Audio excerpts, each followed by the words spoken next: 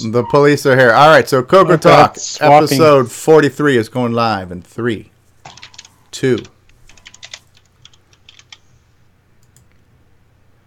Hi, this is Dale Lear, designer of TRS-80 Color Baseball, and you're listening to CoCoTALK.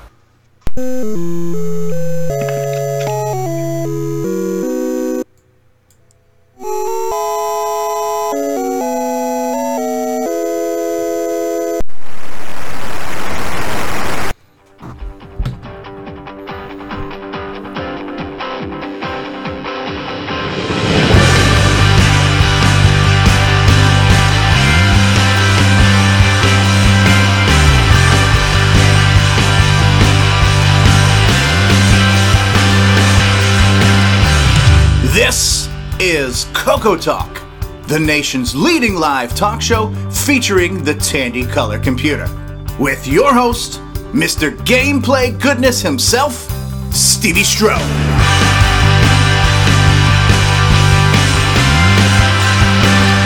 All right, everybody, welcome to CoCoTALK episode 43, the nation's leading live talk show featuring the Tandy Color computer. How the hell is everybody? We've got yet another jam-packed, exciting show filled with action, intrigue, and romance.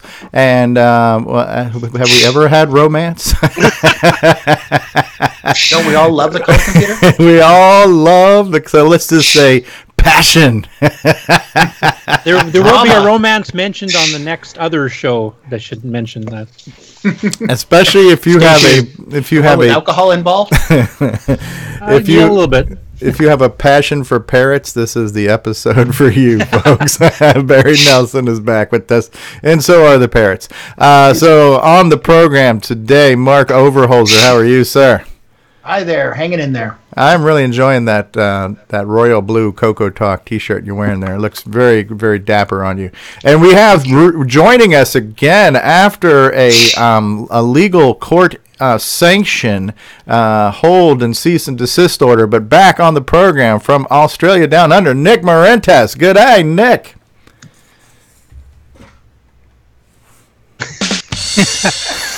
Oops. Where's my crickets button? It's been so long you forgot to mute. There we go. There's the crickets. Anyway, so Nick will find his mute button, hopefully. From Ron's guest bedroom, it is Ron Delvaux. Oh, a nice CoCoTALK mug there, Ron. I'm digging that. From the Great White North, Curtis Boyle. How are you, Curtis? Hello, everyone. Welcome back to the program from sunny Southern California. Steve Bjork's with us. Hey, how's everybody doing out there? We're doing just fine. From New Orleans, we have Boisy Pete. Not quite New Orleans, but not far either. Okay, from Louisiana, shall we say, Southern Louisiana.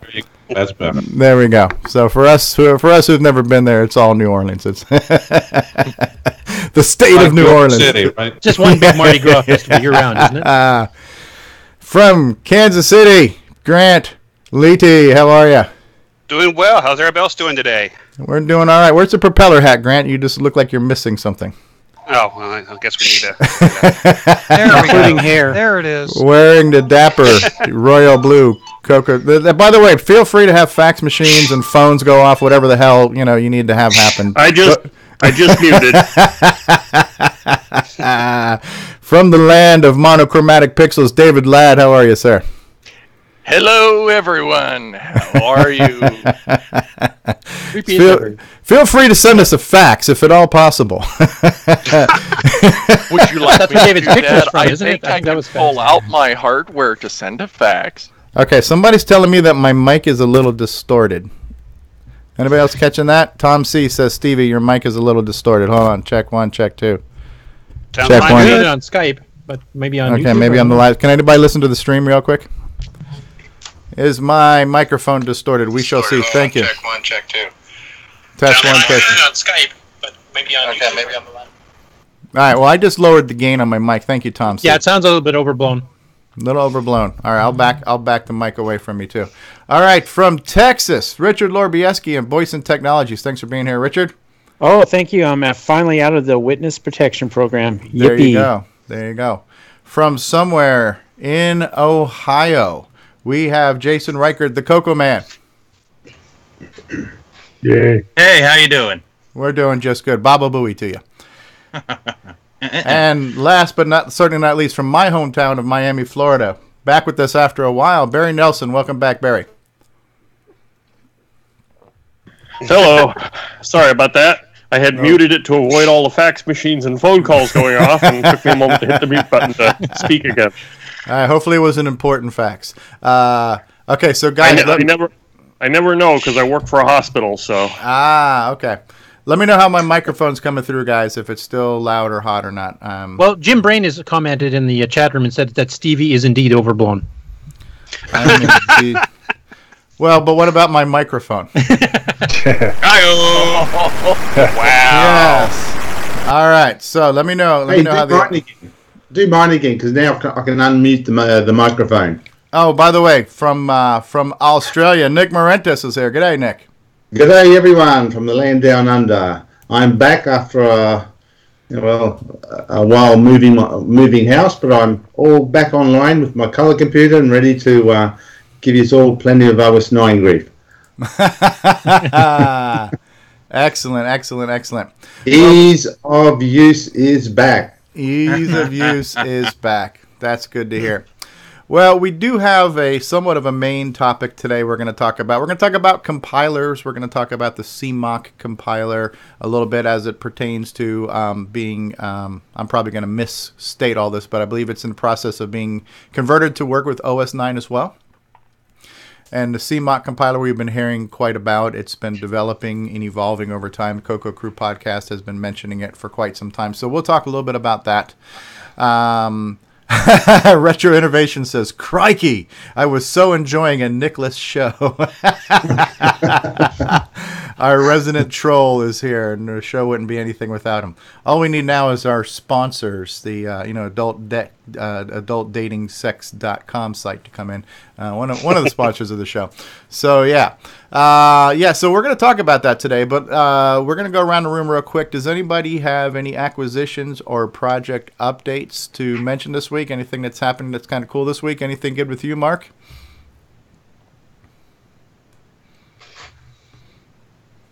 Looks like a no. I guess I should unmute my mic. There you go.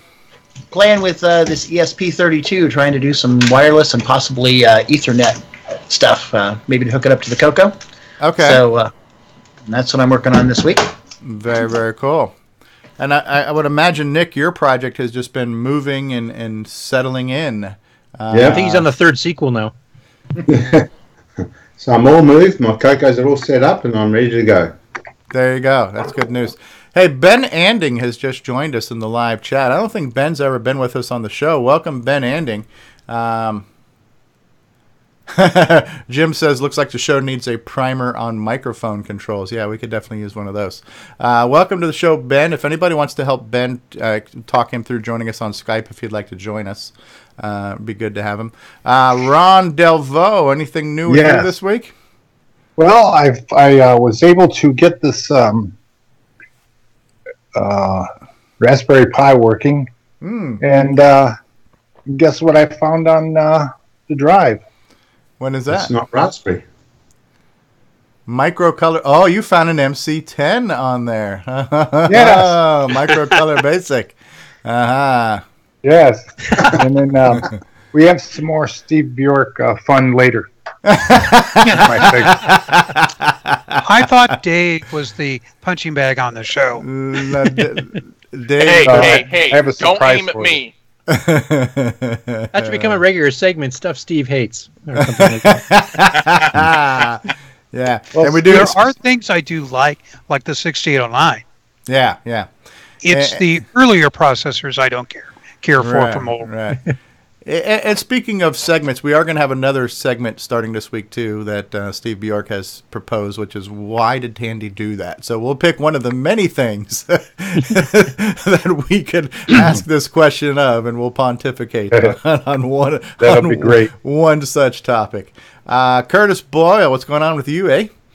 Work is starting to pick up now, so my CoCo time is getting cut down a bit, but we did finally get the Alpha 2 release out of the Ease of Use Nitrous 9 project to quite a few people, the 609 versions I think I mentioned last week, and I'm hoping to get some feedback because a couple people on the panel are some of the alpha testers. So, okay, very cool. Mr. Bjork. Oh, gee. Finishing up a few of the circuit boards for my Hot Hackers so I can start working on one that's part of Hot Hackers that's also going to be able to hook up to the CoCo. Okay. And that is my sound card. So it'll play up to 6 MP3 or WAV files simultaneously. Oh, neat. So if you got a game, it just doesn't play a simple little tone. It plays beautiful orchestrated music, great sound effects, stuff like that. And we'll see how people might like it. Yeah, just like we had back in the 80s. We're bringing some 21st century stuff to the CoCo, which actually fits in great with the theme for CoCo Fest this year, fusion, adding new hardware to the old system. So my first question on that new segment about why didn't Tandy do this, why didn't they include that with the CoCo 3 when it came out? Yeah, right. Oh, man, that's one of the things I kept. We need a sound chip. We need a sound chip. No, you don't get a sound chip. You get a programmable interrupt because it was cheap to do. Boisy Pete, anything exciting going on with you this week? CMOC. CMOC. There we go. We'll hear more about that later today. And what about you, Grant Leighty? Anything cool going on with you and your Dragon or your CoCo collection or your quest for knowledge? Pretty much rebuilding my Windows machine here over the week and playing with the Nitrous 09 Ease of Use project as well. Okay. And also got our table set up ready too for CoCo Fest. Nice. Thank you for that. Color Computer CoCo Fest reservations. That's important. Good. I got to do mine. Well, I think I've verbally said I'm going to be there. I have not electronically sent in any forms, but I'm on the website, so I guess they know I'm going to be there, but I guess I should send the paper, right? Cool. And the check. And the check. Check, please. David Ladd, what's going on with you this week? Anything cool and exciting? Oh, just a little bit of this, a little bit of that. Breaking even my own stuff like normal. But, okay. I break everything. I don't discriminate. There you go. Equal opportunity breaker. There you go. Well, he does break the stuff, but then he does eventually get around to fixing it. Good times. What about you, Richard Lorbieski? Anything new this week on projects? Oh, no, just basically the same stuff. I'm just waiting for my stencil for the joystick adapter project. That should be coming in within a week or so, and after that I'll be able to get those joysticks shipped out. Very cool. CoCo Man. Present. I get a present? It's been a pretty slow week. I haven't done much of anything. Just some stupid things with the sound pack cartridge that would probably just annoy most people. So hey, hopefully, if we have a CoCo After Dark tonight, we can do hopefully a refined version of a segment with the speech sound cartridge. Yes, a tightened up segment there. We got to work on that. Well, I've worked on some pre-programmed phrases and words, but just for fun. The sound part of that cartridge was really underused. I mean, that was essentially albeit it is a little bit of a bear to work with compared to some chips, but that was a sound cartridge. It does do sound. Oh yeah. If I knew Nick was going to be here, I would have had some of my Australian licorice for the podcast. The sound chip that they use in the speech sound pack, essentially the same one they use in the Vectrex. Huh. Okay. Another 1609 game system. That you don't hate, right? You don't hate that one, right? No. I got one of those things. Disassembled the operating system in there that was on the game cart that came with it, and kind of played around, did my own demonstration stuff with it, but it was pretty efficient. It's just that Milton Bradley, when they bought it, they destroyed it. Okay. Well, go ahead and put that on the list of things that Steve Bjork does not dislike. There we go. And Barry, we're going to hear a little bit more in depth about one of your projects today. But what's been going on with you? We haven't had you on the show in a while. What's new with you in your world of retro hobbies and projects and things like that? Well, is that project that we'll be mentioning later that I've gotten some success at getting to work. I had picked up all of my systems and moved to the mother-in-law's house for a while. So you can imagine, half a dozen retro computers being moved from one house and back to another house again. Oh, I can imagine that. So, but I am now back at my normal domicile again and hacking away at stuff. So, very good. Well, it's nice to have you back on the show. Good to be here. All right, so real quick before we take our first commercial break and get into our first segment, I want to just do a little bit of our little feedback section, and I want to remind people or inform people of a few websites we have and a few ways people can contact us. So one of the things that I thought was pretty cool was this week we have reached a little over 4,300 downloads, and it seems like only about a week ago we were somewhere like around pushing 3,900 to 4,000 or something. And so the fact that we're close to 4,400 downloads is pretty good. So people are also listening to the show, which is nice. Now, what I want to remind everybody about, if you're enjoying the CoCoTALK show, is, we have a website. That website is CoCoTALK Live. And from the CoCoTALK.live website, you can also, from the website, you can send us email. So you can send an email to CoCoTALK@CoCoTALK.live if you want to give us feedback or provide a segment or maybe a suggestion for a show topic, record a bumper or whatever else. So for all things CoCoTALK related, you can go to CoCoTALK.live. From CoCoTALK.live, we have a Facebook page, and the Facebook page is where we did our spontaneous CoCoTALK After Dark, which I think we're going to keep that show on Facebook, but we'll do replays later. So you might want to subscribe to the Facebook channel. There's also a Twitter for it and an Instagram. It's CoCoTALK.live. Coco Fan is asking where is that at, but the answer is CoCoTALK.live. So it's http://CoCoTALK.live, right? That's the website for all things CoCoTALK. So from here, you can also replay all the videos and all the podcasts. There's links to the audio versions of the podcast. Also want to remind you about our website, which is called I'm a Coco Nut, which is IMACoconut.com. And for people who are new to the CoCo or getting back into CoCo or just want to find out what's going on in the world of the CoCo, we've got a website here that links to projects and blogs and downloads and the community. So if you hear us talking about what happened in the Facebook group and you don't know how to get to the Facebook group, you can go to the communities page, and here you'll find out about Tandy Assembly and the CoCo Fest Facebook group, CoCo on Facebook, MC10 on Facebook, one of Steve Bjork's favorite places, CoCo Crew Podcast on Facebook, right? So there are just links to everything that you need to get there. Another little side project that we put together that sometimes we forget that we put out there, but we created our own little version of the Rainbow magazine where people could post their own articles and stories, and this is the Rainbow Online. So you might want to check that out, and this is where you can post in a little article or whatever. And by the way, there is everything is linked here, as you can get to from imacoconut.com. Also, a little while ago, we even put together a forum because the discussion came up. It would be nice to have places to stick things and share things where they're easy to find and they don't get lost. So we created a Tandyforum.org in case anybody's like, hey, let's talk technical and let's post something that, it was brought up. It's hard to find things on Facebook sometimes. So we've got a handful of websites that have been created as community resources for the people out there. And I don't often plug them that often or, mention them. So I thought it'd be a good time just to remind people. And the easiest thing to remember is this. Just go to IMACoconut.com and links to everything is there. So if you're trying to figure stuff out, where do I go? What's out there? How do I get to it?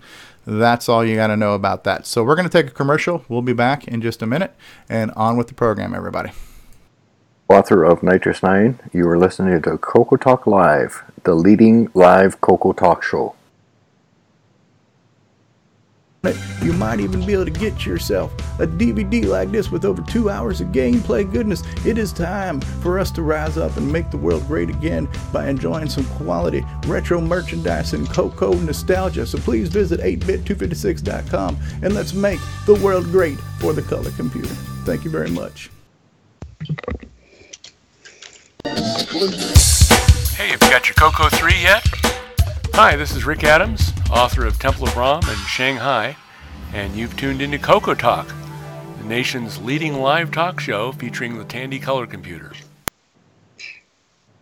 What's going on, everybody? The original gamer Stevie Stroh here, and I want to talk to you about I'mACoconut.com. If you love the color computer like I love the color computer, then you got to visit I'mACoconut.com, your one-stop shop for all of your Tandy color computer links needs. There you'll find links to blogs and podcasts and project sites and emulators and downloads and groups and communities. If you love the color computer, head on over to I'mACoconut.com. That's IMACoconut.com. Tell them the original gamer Stevie Stroh sent you. CoCo forever, people. There we go. And there was the commercial for the I'mACoconut.com. What's going on here in the live chat here? We got some people over here in the live chat. Let's make sure I'm not missing anybody. What is going on here? CoCo fan thinks we're talking about CoCo the movie. We are not talking about CoCo the movie. CoCo Love is CMOC one of the characters. And by the way, just feel free to drop stuff all over the place. Atari Hotel is here. Atari says, I just got my first CoCo yesterday, a CoCo 2. Well, that's good to hear, Atari. Okay, so is this a running gag about the CoCo thing, or does CoCo fan actually think that this is the show about the CoCo? I'm not sure. We'll have to find out. And Norlander, CoCo fan, we're talking about the Tandy color computer. All right, so CoCo fan, we don't know if you're a fan of CoCo the show, if you're a fan of the CoCo, but you're here on CoCoTALK, and this has nothing to do with Piss Me, Disney or Pixar, or Pixney or Pissney or Piss on Me, I don't know. But yeah, we have nothing to do with that animated show. So well, there goes the family principle. Wow, that just went the whole show. There we go. So no, CoCo fan actually does say, CoCo sorry. fan is 12. Pixar. These things, not the movie. Yeah, Pixar, Disney. You know, you pick. Pixar, Disney. Damn Disney. CoCo fan, we've been using the name CoCo for about 30 years. Yes. Can we sue Disney? We probably should. Anyways, let's get our. Well, they've got deep pockets. We could get a lot of money. Hey, there we go. We get paid finally. Okay. Well, let's move on to our topic of the day. We're going to talk about compilers, and I'm the least qualified to talk about this because I haven't done anything compilation wise on the CoCo, but we have some really smart people here on the program. So one of the things that's come up on Facebook lately has been the CMOC compiler and the progress it's making and how it's looking like it's making its way to OS 9. I'm assuming it hasn't been an OS 9 product previously, and so that's about as much as I know about C. I know C is a programming language. I've never used it, but it's been around a while. Didn't Microware have its own C compiler at one point in time? Yes, they did. So there was a C compiler in the past, or maybe it's still. I'm assuming it still exists. Several. For the CoCo even, right? So C compilers for the CoCo. Several for Disk Basic and for OS 9. Okay. But the particular one that's called CMOC, this is Per Sarazin that's been working on this. And I've been hearing about it for a couple of years on the CoCo Crew podcast. He calls it a C-like compiler, I guess, because it's mostly C, but maybe not completely C. But I know it continues to evolve and have new features added to it. That's about as much as I know about this, but we're going to talk about it today. So who else wants to lead in with this before we let Boisy talk about what he's been doing with it? Curtis, anything you want to add to that? I haven't had a chance to much look at it either, so I was kind of hoping Bill Noble, who actually has fiddled with it a little bit, was going to be on the show today, but I guess he's busy. So, no, I don't have anything to contribute. I'm actually looking forward to what Boisy's going to mention as well. Okay. I got a newbie question. All right, well, we'll save that for... is this about C? It's about the compiler. Okay, there you go. All right, so you turn your computer on, and how do you get started? A compiler is a program you load in, and then you have to know the language, and you start programming. and then at the end you do something with it in order to get your program. How does it work? Is that basically it, or? Well, maybe we'll go ahead and let Boisy run with this, and he'll tell us about what he's doing with it right now. Yeah, I guess. Thanks for having me, Steve. So yeah, Ron, I guess I can. You sort of summed it up in a very summarized way, but that's essentially what happens. So CMOC is a compiler that Pierre Sarrazin from Montreal has been working on for a while. I'll be honest with you, I have not used it very long, but my focus is OS 9. I think Pierre started out targeting the Vectrix and targeting disk basic. So this is kind of a new thing because, as I recall, back in the day, maybe there was a disk basic a C compiler. I don't know, Curtis, you mentioned there was one. Duggar's Growing Systems is one I can think of off the top of my head. I actually had a copy of that one. And it actually targeted, you could write programs that ran under disk basic. It targeted disk basic. Yeah. Yeah, there's a couple of them. Yeah. Okay, so yeah, they're obviously, though, they're no longer being maintained, and the C language has changed quite a bit in terms of the standards from those days. So my motivation for this is to bring OS 9 support so that the CMOC compiler can make and compile OS 9 executables. Up to this point, we have only been able to rely on the Microware C compiler, which came, I guess, was sold in the 80s, early 80s. Again, limited because it only parsed and understood what's called K&R, or Kernighan and Ritchie formatted C source code. Now, new compilers, C compilers today have moved on to ANSI 99 and newer standards. So all of that has changed. The code is it's more bulletproof, I guess you could say, when you write code. It's intended to make errors and things easier to catch. But we don't benefit from that in the CoCo community because we don't have a modern C compiler. So CMOC gives you the modernness. It also gives you the ability to cross-host or cross-compile, which is huge. And that simply means instead of actually compiling using the C compiler on the CoCo itself, which frankly is dog slow, you can compile on your Mac or your PC. I compile on my Mac, and it's just super fast. So the turnaround time, right? The edit, compile, debug cycle that we all do when we develop software is much, much faster. So we can iterate many, many times over the same amount of time and get to a code that works. Okay. Very cool. And so the C language has obviously been around for a long time. If it's been around, if Microware was making it for the CoCo in the 80s. Yeah, sure. Very cool. And it came out with Unix in the 70s, if I remember correctly. Right. Yeah. I remember maybe it was 2 years ago when Lee Patterson started making Bouncy Ball. I believe he was making it in C. Got some things working and then determined that for gameplay and smoothness that there were certain things, and that's why I think when Simon Jonason jumped in and helped him do some assembly to speed up some graphics and sound routines. But I think Lee had started using C because it was a language he was familiar with. Cool stuff. And I remember you putting a picture on Facebook of the maze demo, where it was kind of like a thing written in C where it would generate a maze and then try to solve its own maze and everything else.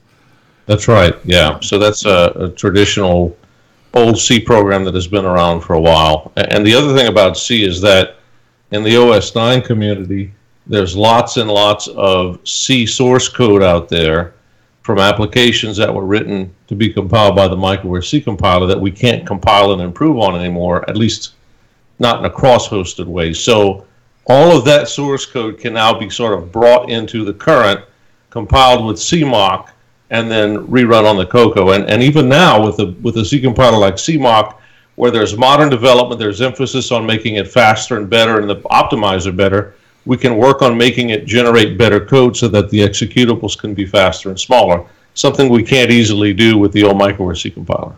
Okay. Okay, I got another question. When you import some of this older stuff, do you get to see notes from the people that created the program, and are there ever any interesting, funny notes that are left?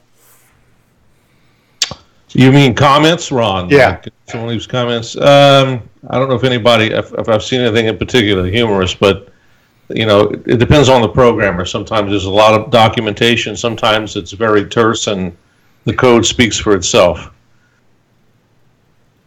Okay. Now, on the C that we're doing here, we're just talking about standard original C, not the C++ that's used today in modern object-oriented coding. That's correct, Steve.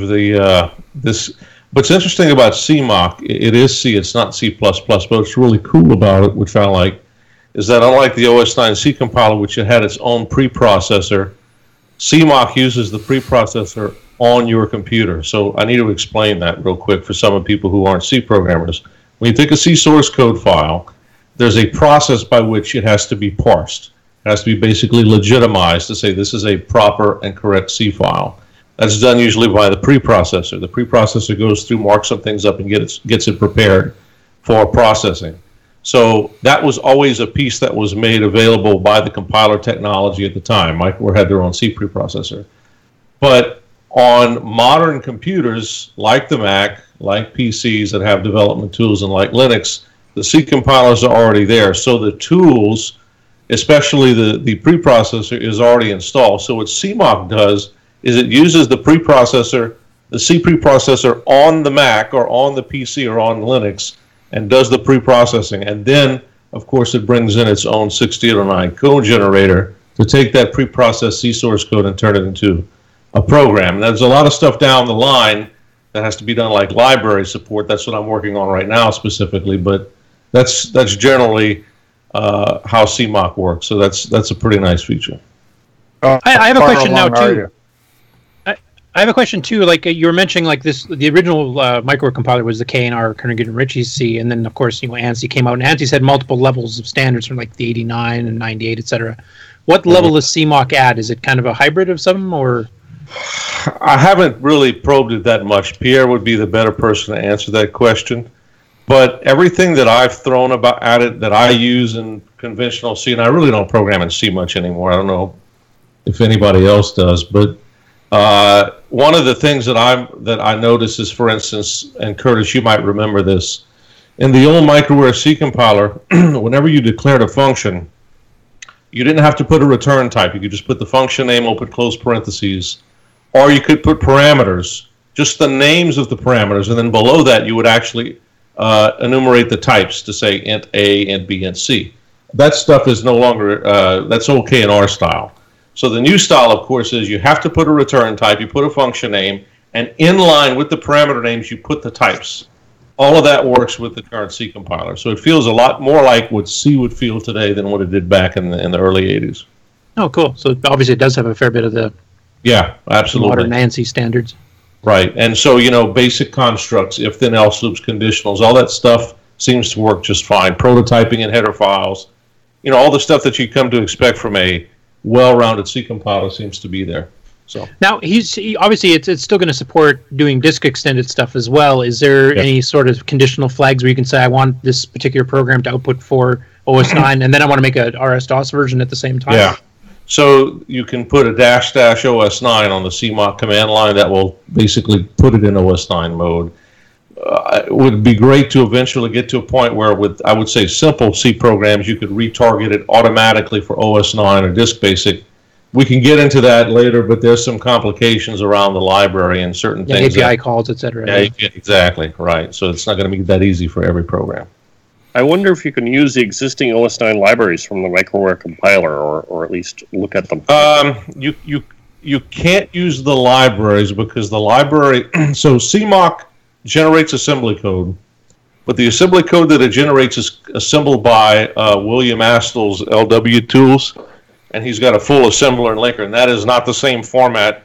The relocatable object file format, the resulting binary that the assembler puts out, is not the same physical format. So you can't go and take library files that were generated by the microware C compiler and expect them to be linkable to this. It won't work. But the standard library that I'm working on, the source code is there, and so all I'm doing is basically massaging the source code so it would be assembled by LWASM and linked to LWLink to create the library that CMOC executable or CMOC relocatable object files would link to. And are you basing this on Microware's original ones, or are you basing it on some of the ones that Carl Kreider and some of the extensions did? Yeah, Okay, and I don't have Kreider's original I don't have a Kreider's original library in source format because a lot of those library routines were written in assembly. What I do have is I have a disassembly of Kreider's libraries. Looks like someone disassembled them and just basically left them uncommented. So I'm kind of going through, bringing them in. As I bring them in, I comment the assemblies, figure out what's going on, and kind of bring a little bit of documentation to it that way. The header files that I've got are from the Kreider library as well, but I'm kind of redoing those because, again, because CMOC is so new and it uses a newer version of C, all of the old header files, even in the Kreider C library, lack things like return types whenever they declare a function. No, I'm sorry, not return types, parameter types, parameters and parameter types. So, for instance, there's a function in C called strcpy, strcpy, that copies a string. Returns, I think, a char star. If you declare that in a header file, you typically see the return type, the function name, and all of the parameters listed along with the types of those parameters. In the Kreider header file, it's just the return type, the function name, open and close parentheses, and a semicolon. That's it. So the CMOC compiler complains about that. It wants a full-fledged header file with proper prototypes. So there's going to be work to take some of this old OS9 source code and sort of bring it in to what a modern C compiler expects. But the benefit of that is that your source code is cleaner, it looks better, it's made to be specific, it's obviously self-documented at that point. You're not wondering what the parameters are for this function. It's a very clean and easy way to do it. So we can take older source code, bring it to a modern level, and enjoy the benefit of that, and then, of course, improve upon it. Okay. Is it pretty intense work? Is it kind of drive you buggy after a while? It's I would say, Ron, it's a lot of it's not it's just repetitive, a lot of repetitive work. Yeah. Right? There's 40 or 50 something source files in the library, if not more. Each of them have to be moved over. Each of them have to be looked over. There have to be unit tests. If you want to do this right, the way that you do when you build a library is you want to build unit tests. Unit tests are basically small little programs in C that exercise the library functions, passing in different parameters, making sure that the return values are same, basically making sure that the library works. Because if you put this out too quick, what happens is all the executables that you generate carry that library code with it. In other words, when you build a C program, that's your code plus all the library code self-contained into one big blob. And if your library has bugs in it, then those bugs get carried around to those executables as you pass them to other people to use. So I would say the C compiler, or the OS9 support for the CMOC C compiler, is very much in a alpha beta state. It's certainly not ready for people to start building apps and throwing them out to the world. So we have to kind of be cautious about how we do that until we are sure that the library is pretty solid. So you're not using the Microsoft release model? Is that? I don't know what you mean. Is that a joke? Yes, yeah. Microsoft. Basically saying Microsoft doesn't test anything. Microsoft takes the beta code and throws it. Here you go. Oh, there's bugs in it. Well, thank you for reporting that. I'm not going to criticize Microsoft. I guess we're probably not being as judicious as, say, a formal software house would be. We're trying to add some bit of quality control to make sure that we don't just put something out there. So.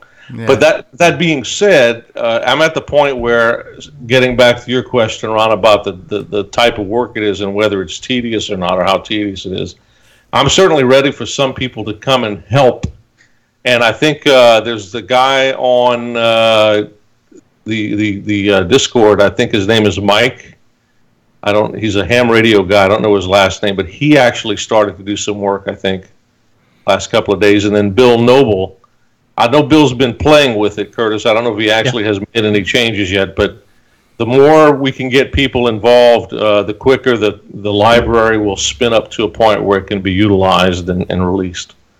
Okay, I was kind of late to the party. I missed part of your presentation, but is there any optimization for the 6309 processor, or is it just 6809 for right now? It's just 6809 for right now. I'm sure Pierre would put in 6309 optimization. Obviously, it's something we would like to have. I think you have to kind of be careful because again, when you start distributing the byproducts of the compiler, there has to be a way to make sure you don't give a 6309 compiled object file out to the world, and then people who don't have a 6309 crash on it. Curtis, I know there's some ways in OS 9 or Nitrous 9 maybe to avoid that. I think that you guys had reserved one of the type. Yeah, well, there's a bit flag in the header. I just got to change shell and G shell to be smart enough to actually check it. Because right now it just blindly runs them anyway. But you can identify one by doing an ident, and it'll tell you. So the other cool thing about CMOC, Barry, is that you can pull the source code down and build it. I mean, it's modern, right? The whole problem with the microware C compiler is that it's opaque. It's old. It's in 6009 source code. You can't easily change it without disassembling. And there are some disassemblies out there of this microware C compiler, but that's like a huge, massive assembly code. It's just not easy and malleable to change. With this as a standard product that we can download, build on our machines with a modern C compiler, and then generate modern code or generate code from modern source, the sky is the limit. This is kind of where we really wanted to be years ago, but finally in the CoCo community now we have that ability. So that's cool, or we'll get that ability. So are you doing this on a Mac or a PC? I'm a Mac guy, Ron, so I do everything on a Mac, but it's all Unix based and a lot of Unixy commands. So if you wanted to do software development or CMOC, I'd say CMOC library development. I'm not sure how. I guess you could use LW tools on Windows. I think you can use it maybe with Cygwin, but you probably would be easier getting it spun up on a Mac or a Linux box. Once the library's done, though, I think you can run CMOC anywhere. I'm sure that there's a Windows version. I just don't use it. So, are you anywhere like on SourceForge or anything? CMOC is not in a repository, and I wish Pierre were here because he could answer a lot more of these questions since he's the author. But the OS 9 library that I'm making, I guess you could say, starting from the Pitre C libraries, that is on GitHub and freely available for people to download, improve upon, help do the work that needs to be done to finish it. Yeah. Okay. I would think Cygwin will probably work reasonably well. Yeah, I'm sure it will, Barry. I've used it one time years ago, and I'm sure it's even gotten better. So I'm sure it'll be fine. So thanks for doing all this stuff. Yeah, it even emulates the paths, like it's on it hides the drive letters and stuff, and emulates the paths on a Windows system. So it'll probably just work.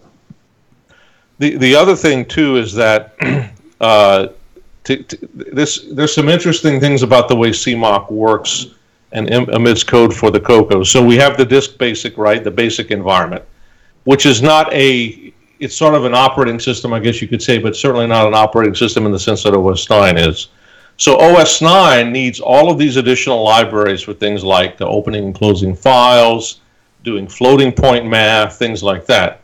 What Pierre has done with CMOC is if you target disk basic or the CoCo without OS 9, for instance, floating point math, he just borrows the routines inside the basic ROM to do the floating point math.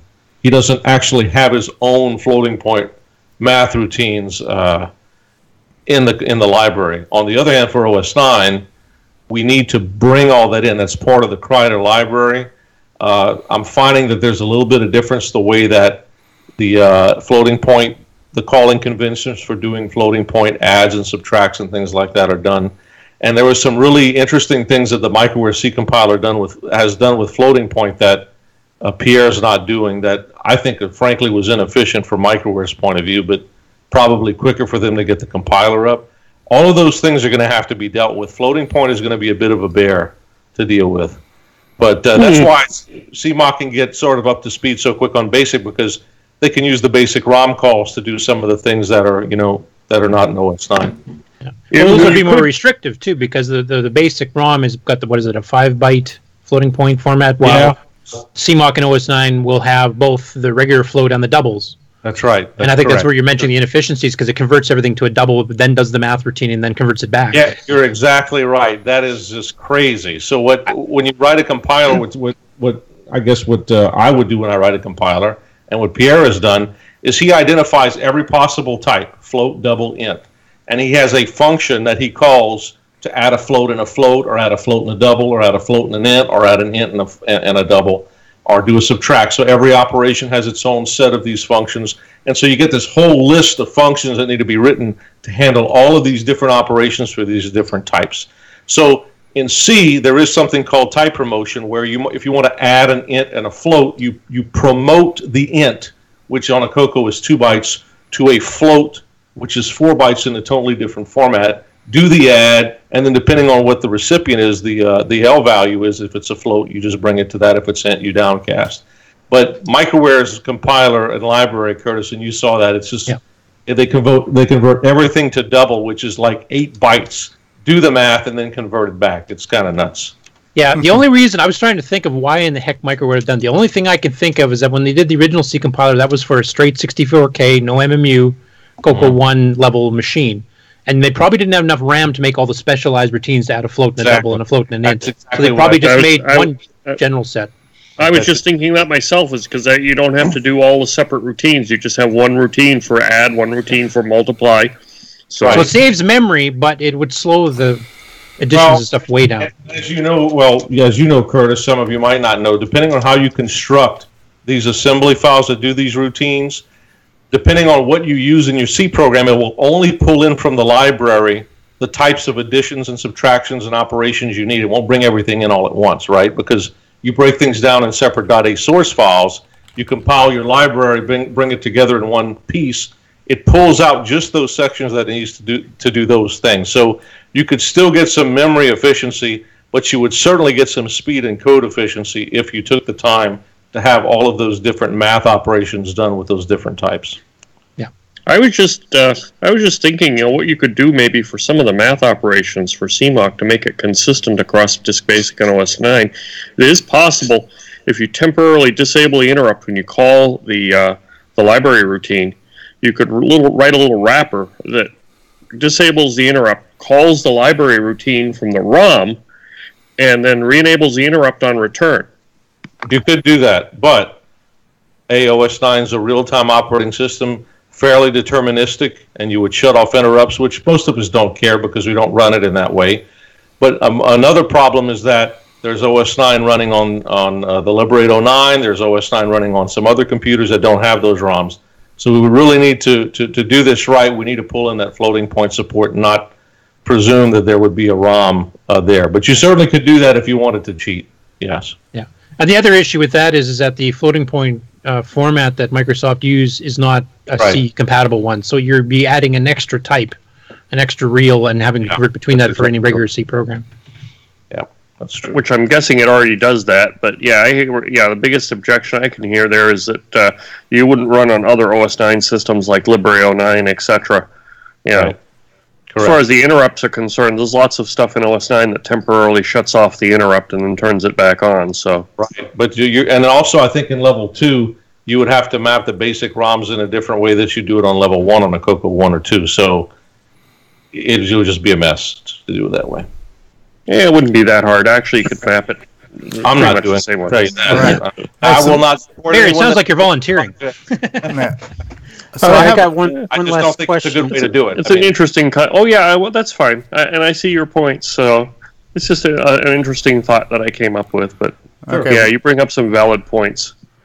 Go ahead. Richard has a question. Can someone post up a link to, is it a GitHub project or on GitHub or somewhere else, a link to where we can see more information about this? If you go to, and I'll type it here in the chat, I know the people who are watching will get the benefit.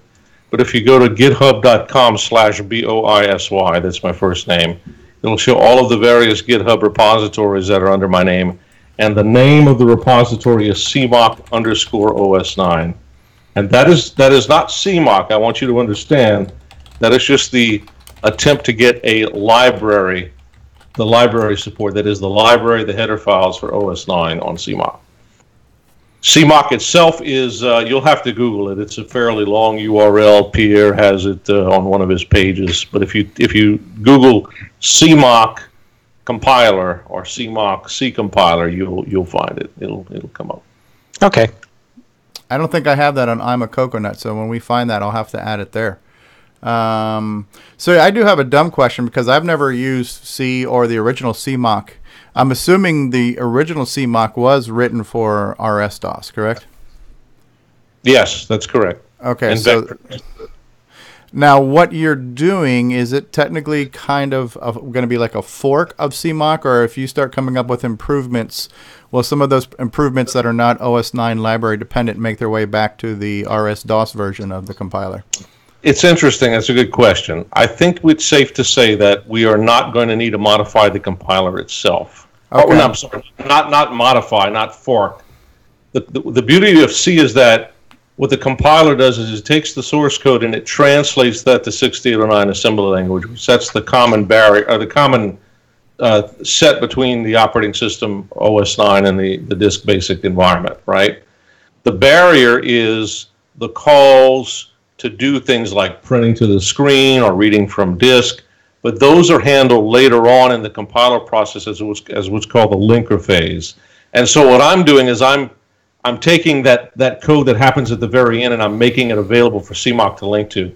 So you don't have to have a separate compiler. Basically, you're just extending the phase at the very end to adapt to a different operating system. So for instance, if Red Gordon wanted to have a standard C library for Fusix, he could do that and CMOC wouldn't have to change. The thing that CMOC does do is that it creates what's called position-independent code, which is mandatory for OS 9 to run code that's generated by any compiler. But that works fine in Disk Basic as well. So because Pierre had the foresight to create a compiler that did generate position-independent code, everything works fine. So, okay. All right. Does that make sense, Steve? I think so. Let me just see if I can paraphrase that to my own simple words. So I'm going to use kind of like an edtasm analogy. So part of the CMOC is the editor, and that part isn't going to change, but more like on the compiler side, when you're building the runtime libraries, that part is going to be amended for OS 9 because it's got to bring in more middleware to create the OS 9 binary versus the RS-DOS binary. Yeah, I would just use the word assembler instead of editor in your statement. Assembler, okay, all right. Does the ease of use fit anywhere?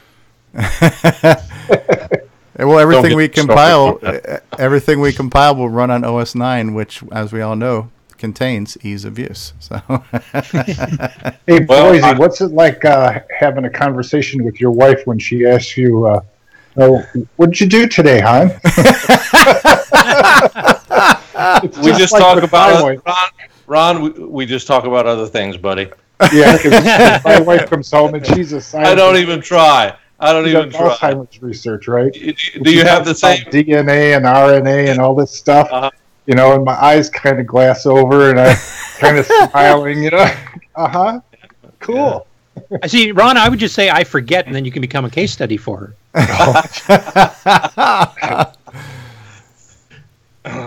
You use the Ronald Reagan. I don't recall.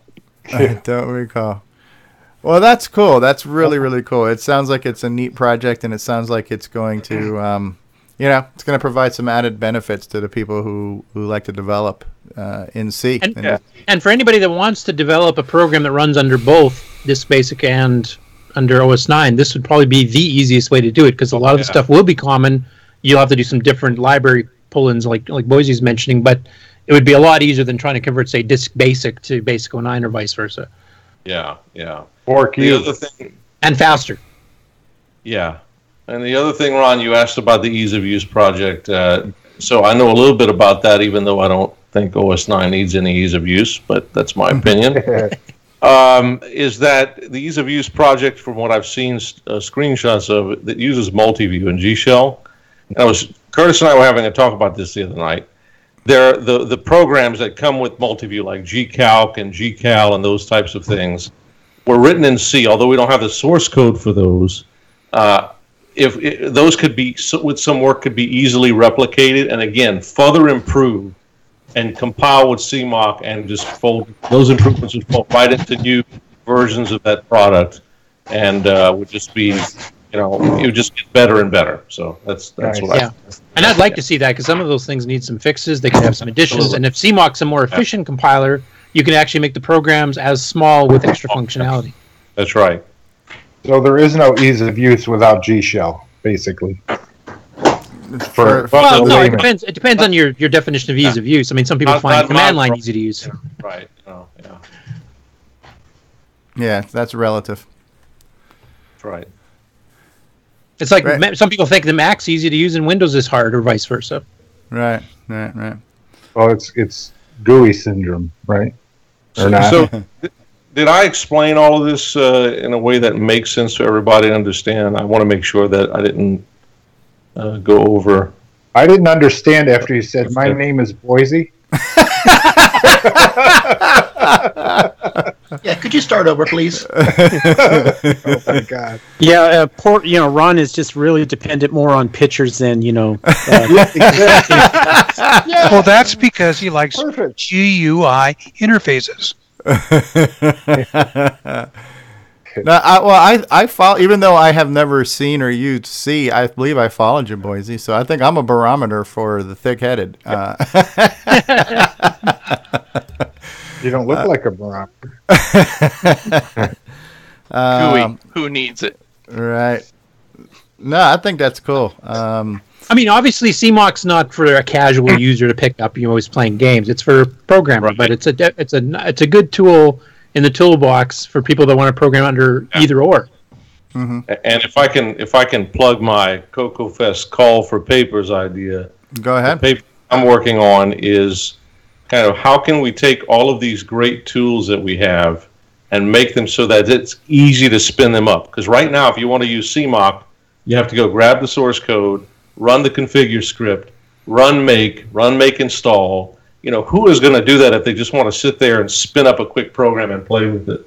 So one of the things in the community that we could use and that I think CMOC will eventually get to is that you have an easy way to install it for the particular platform that you want to run it on, whether it's Mac or Windows and Linux. And then how quickly can we get the steps, or how much can we minimize the steps so to get you quickly up and running so you can have a C-compiled application running in an emulator like in under 5 minutes. And Boisy, you just explained exactly why we're doing the Ease of Use OS 9 project. Because it's to get people to get running OS 9 and be able to launch programs without having to learn command line and you have to set the data path to this and blah, blah, blah. It's the exact same situation. Maybe it's ease of development is what I'm explaining, but absolutely. Yeah. Plug and play, right? So hit the ground running. Yeah. Well, basically, you're just trying to make sure your tools don't get in the way of you developing great projects. Now, sorry, Barry, go ahead. Was that you? I was just going to say, I know that there's some good open source and available packages out there for Windows to create installers. So if somebody takes a released copy of CMOC and builds it, then you should be able to take one of those packages and then create an MSI file for Windows to install it along with any requisites it takes. And for Mac, I've taken several programs and created .app packages or .pkg files to just, you run it and it loads it and installs it.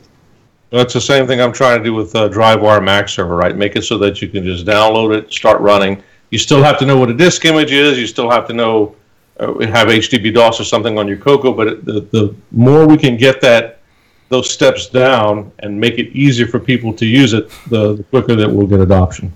I've got a DriveWire Mac server that's in a .app package.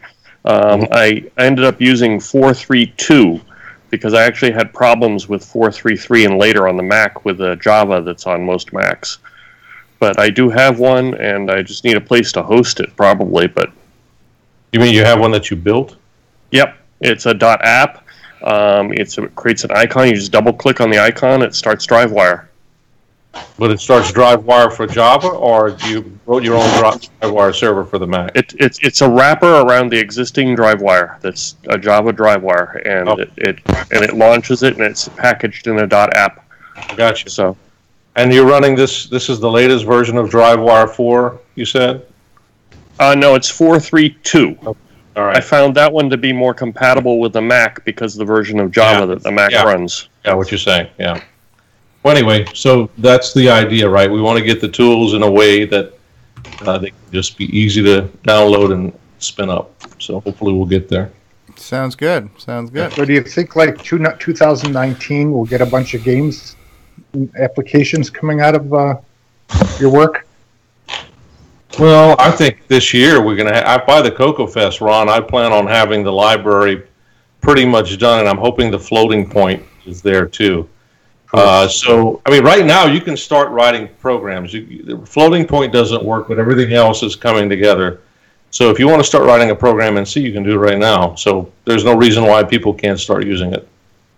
I just wouldn't distribute applications with it just yet because the libraries are going to change and improve, and even the compiler is going to get better and put out more optimized code. So there'll be, I can see a situation where you'll have a lot of source code in C, and then a new version of the compiler comes out, and you want to compile all that stuff again so you can maybe save, 2%, 3% on size or something like that, and enjoy that benefit. You're on mute, Curtis. I was going to say, also you could get, other than just getting the size reduced, if a new version of the compiler comes out, you can also get more optimized code, so your game program might run a little faster. That's right. Just from a recompile.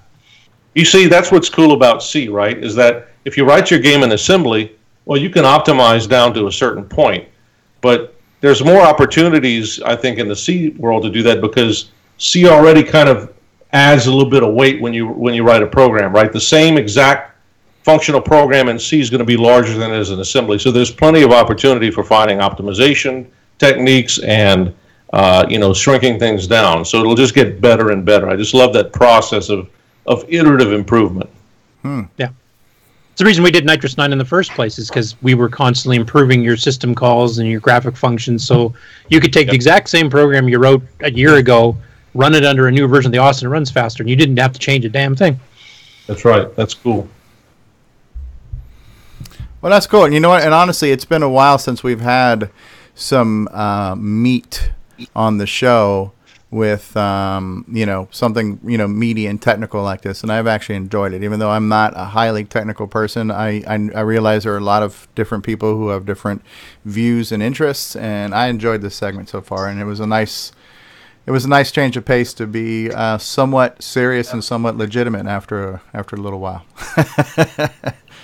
So thanks for adding some legitimacy to us. So yeah. But nobody's told us what CMOC stands for.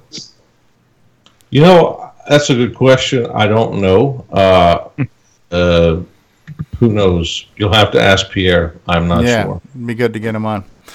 All right, well, I'm going to take a quick commercial break, and then we'll come back. We can continue to talk about CMOC if we want to, or we want to move on to a few other topics. I know Barry wants to talk about his project, and if more questions come up, we can bounce back and forth. I'm open to all this.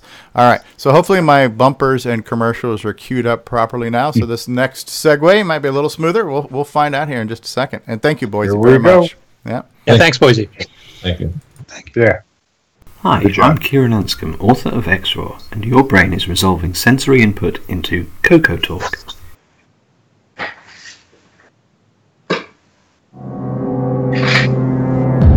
Only the bravest souls enter. Only the most cunning return.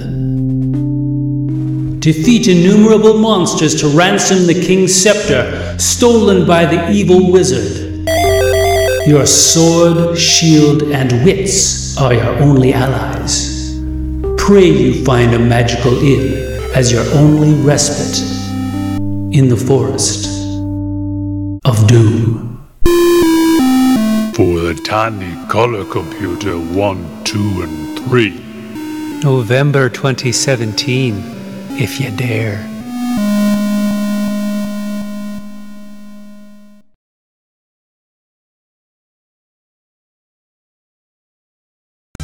What's going on, everybody? Stevie Stroh, and I want to say thank you for continuing to watch and listen to CoCoTALK. We love doing this show. We think we've put together a pretty good show for you, but this show could be better with your help. So if you would like to send a feedback, a comment, a suggestion, a show topic, or maybe even your own little segment or bumper, then send it to us via email to CoCoTALK@CoCoTALK.live. This show would be nothing without you. Love to hear from you. All right, and we're back. And we've got 24 people watching us live right now, which is pretty good. Alan Huffman's in the live chat. I'm not sure if Alan's going to join us on the call. Sounds like we've got a waterfall in the background right now, too. That's good. Curtis Boyle's here. Nick Marotta is here. Hey, Nick. Ken Make It is here. Solstice is here. David Ladd is here. Tim Franklin is here. Coco Love has been here. Coco Love says Boisy is awesome. Thanks, Boisy. Who else was here? Grant Leighty is here. Retro Innovations is here. And Davey Mitchell is here. I do have something to show off from Davey today when we get to the news segment. Tom C is here. So yeah, thank you all for being here in the live chat. And it seems like there was a lot of sidebar conversations going on compilers and language and stuff while Boisy was talking, and I can't even pretend to either comprehend or keep up with them. But yeah, there was a lot of people talking about how they enjoyed C and comparing C to Fortran and Pascal and things like that. So yeah, so the language and compiler talk was a hit today, so that was cool. And we just saw a commercial from Bruce Moore and Forest of Doom. I'm not sure if Bruce will be joining us today, but Bruce has been dabbling with a couple of other compilers for the CoCo that let you write in BASIC and then compile out. That's something I'm also a little bit interested in, and I'm looking to learn from some of his experiences. And so if we don't get him on today, hopefully we can talk about that again. So how was that, everybody? Everybody get a good amount of information from Boisy there in CMOC? Mm-hmm. Thank you, Awesome. Boisy. Yep. Yes. Oh, yeah. Thank you. Very thanks, cool. Boisy. Thank you. And I know Barry wanted to update us on a project that he was working on too. So Barry, if you want to go ahead and tell us a little bit about your project, and also make sure you give the proper disclaimer with this as well. I disclaim everything. So, especially since this thing is still heavily under development at this point, although I think I've got it working. I've dumped several ROMs with it. What it is it's the program is called dumprom.bas, and I'm releasing it under the GPL, and it'll be probably eventually included with the utility disk for the CoCo Flash. Although it can be used independently, if you don't have a CoCo Flash, you can still use it to dump ROMs out. And what it does is it will dump out a variety of different types of ROMs. So it'll dump out anything from a 2K ROM to a 32K ROM, all the way up to the page 64 and 128K ROMs. Since it's reading it in the color computer, it doesn't dump the last 256 bytes at FF0 to FFFF, which is the I/O page and the vectors, because those are basically, they overwrite any ROM that's there. But it doesn't really matter, because when the computer uses the ROM, it doesn't use that last 256 bytes anyway. So it requires a color computer 1, 2, or 3, and a multi-pack interface. And it dumps the ROMs out to disk.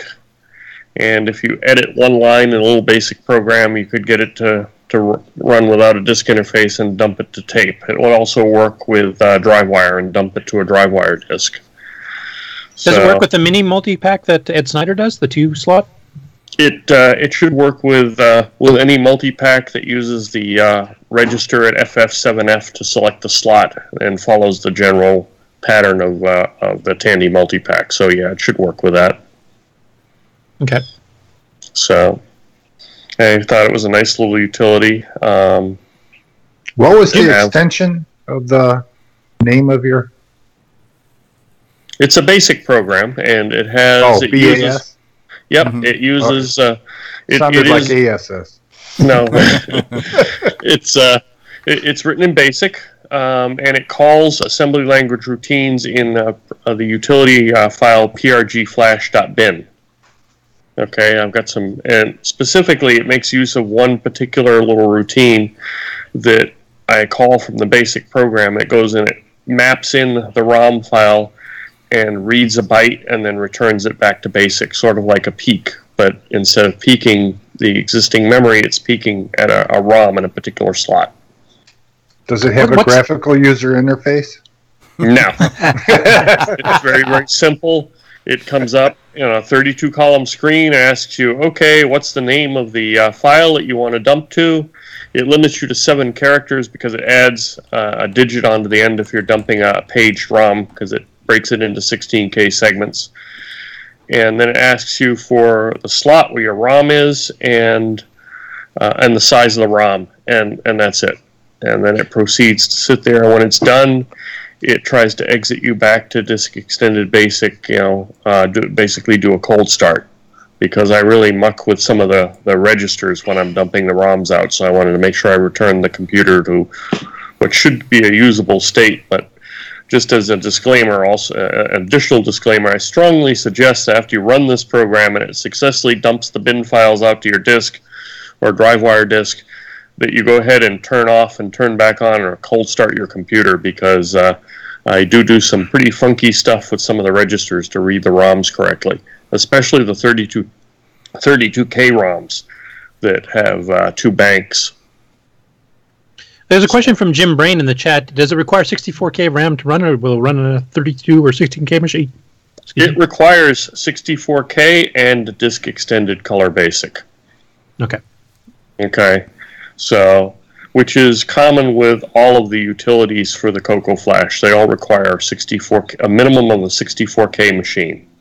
Okay. So would that read the ROM on my disto controller? Yes. It should do that fine. And then what if I put my Intronics or whatever it's called? EEPROM programmer? Yeah, EEPROM programmer in there. Would it read those? Because I have a whole bunch of ROMs that I don't even know if some are written or not. It should read them if they map in at either 8000 or C1000 on a CoCo 1, 2, or 3. It should be, and you have a multi-pack interface. Yeah, it should be able to read them. Cool. So the purpose of this would be for twofold. Then I guess if you've got obviously the disclaimer that we wanted to make was we don't want to condone or endorse or promote copyright infringements or piracy or copying of software. So I mean that should go without saying, but we'll go ahead and say it, right? So to quote a famous guy from South Park, piracy is bad, okay? But if we're talking about backing up a cartridge, so you would actually have to have the physical cartridge to back up. So it's kind of hard to dump a ROM unless you have the ROM, right? So So I don't know how you would use this and violate the copyright. But in order to use it, you've got to have the physical cartridge. So right. Yeah, but what other people are concerned about is, yes, you can copy your own ROM, but you can also distribute it out and upload it to sites like that, and that's what some people don't want, and I agree with that. That's right. So if your friends come over, I didn't write any software to help you distribute it out. So right. Yeah. So we were backing up cartridges. We're saving them to disk as a backup. Now, when they're saved to disk, are they still saved like in a .bin format, or are they saved as a .exe where they could technically be loaded and ran from disk? They're in a .bin format, which is what the color computer uses as a .exe. But you can't. Yes, that's what I meant. Yeah. Okay. But you can't load them and exec them. They're saved. They're saved in a format actually that's compatible with the CoCo Flash. Okay. So you can load them in the CoCo Flash immediately and program them into one of the CoCo Flash banks. You can also transfer them off of the color computer and strip off the first 5 bytes and the last 5 bytes of the file, and then it'll be in a raw ROM dump format. Because the color computer, when it puts it in bin format, adds 5 bytes in the front that gives the start address of the file and the length of the file, and the last 5 bytes contain the exec address. So if you just strip off the first 5 bytes and the last 5 bytes, then you've got a file that is now in a raw 16K dump format. And if the ROM is bigger than 16K, you just sort of end-to-end concatenate all the files together after stripping off those 2 5-byte header and footer, and you've got the raw ROM. Okay. So the target audience for this is somebody who either A, wants to back up their cartridges to just for archival backup purposes, or B, is looking to migrate things to the CoCo Flash. Or C, use it in, they have a physical CoCo and they have a physical cartridge, and they want to run that cartridge in an emulator, because then you just transfer the bin file out and strip off those 2 5-byte sections, and you've got something you can load into MAME or MES and or VCC and run. Well, another thing you could do with the ROM once you get it out of there is actually take a look at it and see what messages were hidden by the programmer in the ROM. Yeah, I suppose. So Easter egg man. I kind of did it in a few. No, I just want the truth to note, comes out. So I just want to note that if you're trying to run it in VCC or MAME, if it's a 32K color computer ROM that has the banks at 8,000 and C1000, you're not going to be able to run that in either VCC or MAME at this time. Because they don't support the bank switching? MAME supports a type of bank switching, but not that type.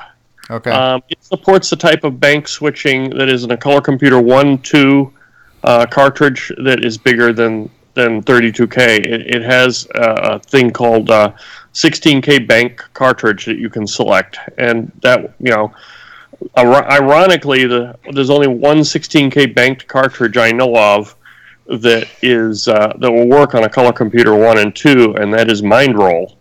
All the other banked cartridges that I know of are CoCo 3 only.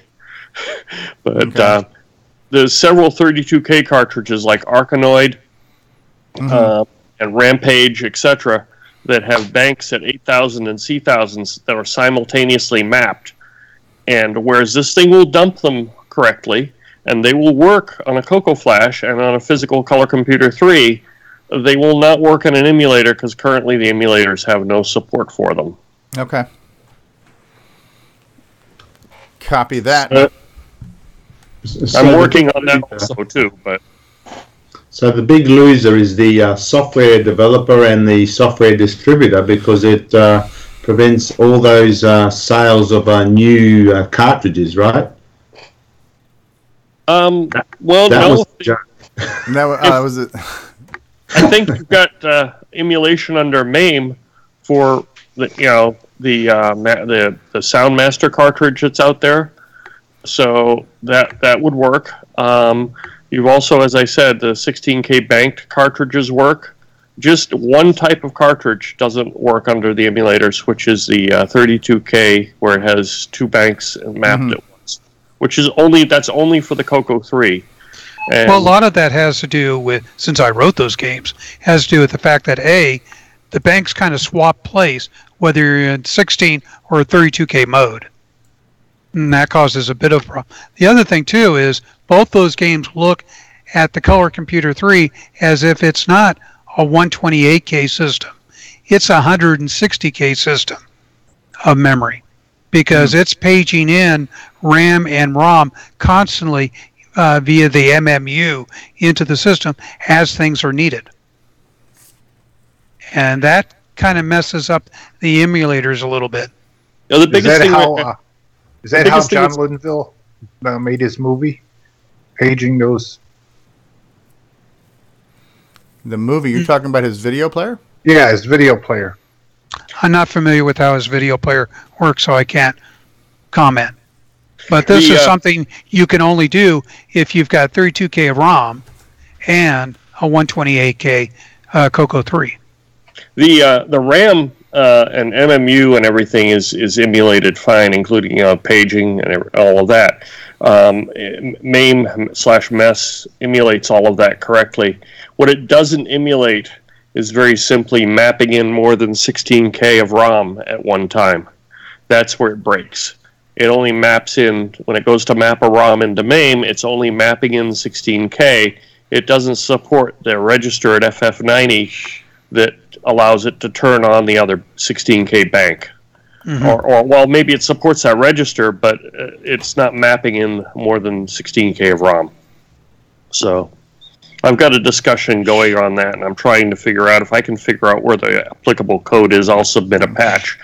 Otherwise, I'm working with them to try and fix that myself. But so when this product is ready for release, Barry, where will people be able to get it? Well, I've currently got it on a Google Drive, and it does seem to be working. So okay. I've published the link on the Facebook page to the Google Drive, and I've also published it on the CoCo list. So, okay, ready for release. I think it's ready. I don't know of any known bugs. I've tested it myself, and it seems to work. The only caveat I have as far as usability is concerned is that when it exits, I do suggest cold starting the machine. Right. Okay, well that's cool. Very, very cool. All right, well, we will go ahead and take another quick break, and then we'll come back. We do have a question of the week. We've got a Ron segment, and then we got some news from around the world to cover. So thank you, Barry. When we come back for commercial, if anybody has any more questions for Barry, please chime in with those. So I may be gone after your commercial break because I've got some other stuff going on. So okay, well you did well. Yeah, Barry. Thanks for joining back into the program, Barry. Nice to have you back on again. All right. Well, we'll be back in 2 and 2, people. Hello, I am David Ladd, and you are watching CoCoTALK, the nation's leading live CoCo podcast.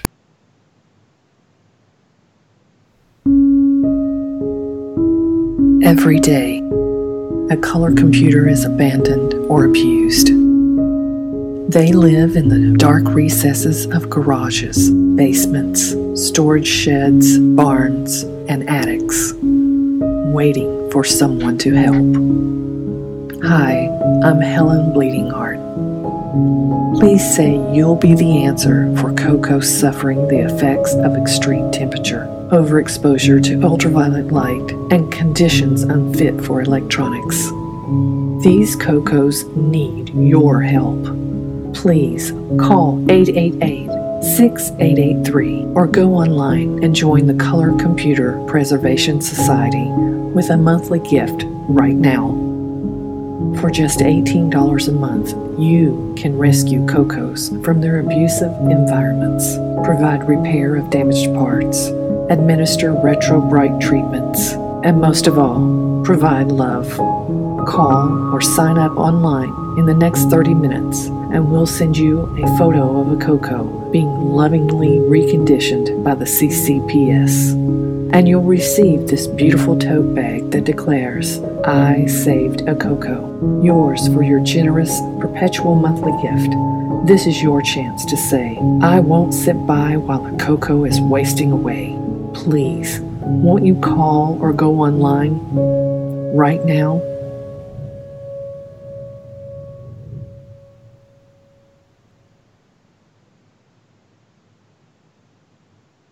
Hey, what's going on, everybody? It's me. It's Original Gamer Stevie Stroh. You know, gameplay. To get your copy of a Gameplay Goodness Color Computer Gaming DVD today, head on over to 8bit256.com.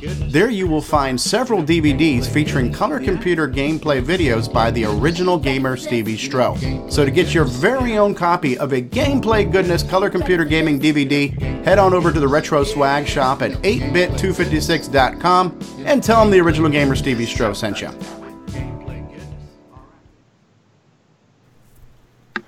All right, we are back with more CoCoTALK. Yeah, that was a great commercial that Myro put together for the CoCo Preservation Society. You know, it's like, what? Screw those starving children. We got CoCos to take care of, people. Priorities. I never saw it here. You didn't see it? Mm-mm. Oh, the screen share thing might not be working. All right. No, Ron had his own little show on his side. Yeah, I did. My wife was going after something under the bed. I was laughing my butt off because she was trying to be invisible. Well, nobody else outside of the Skype call saw her anyway. So. Okay. So I'm sure she's happy to hear that. Yeah. So, real quick, I want to, before we get into the question of the week and a few things like that, I do want to show something real quick because this was kind of an experiment that I think worked out pretty well. So I guess it was last week in the evening. It was a Saturday night, right?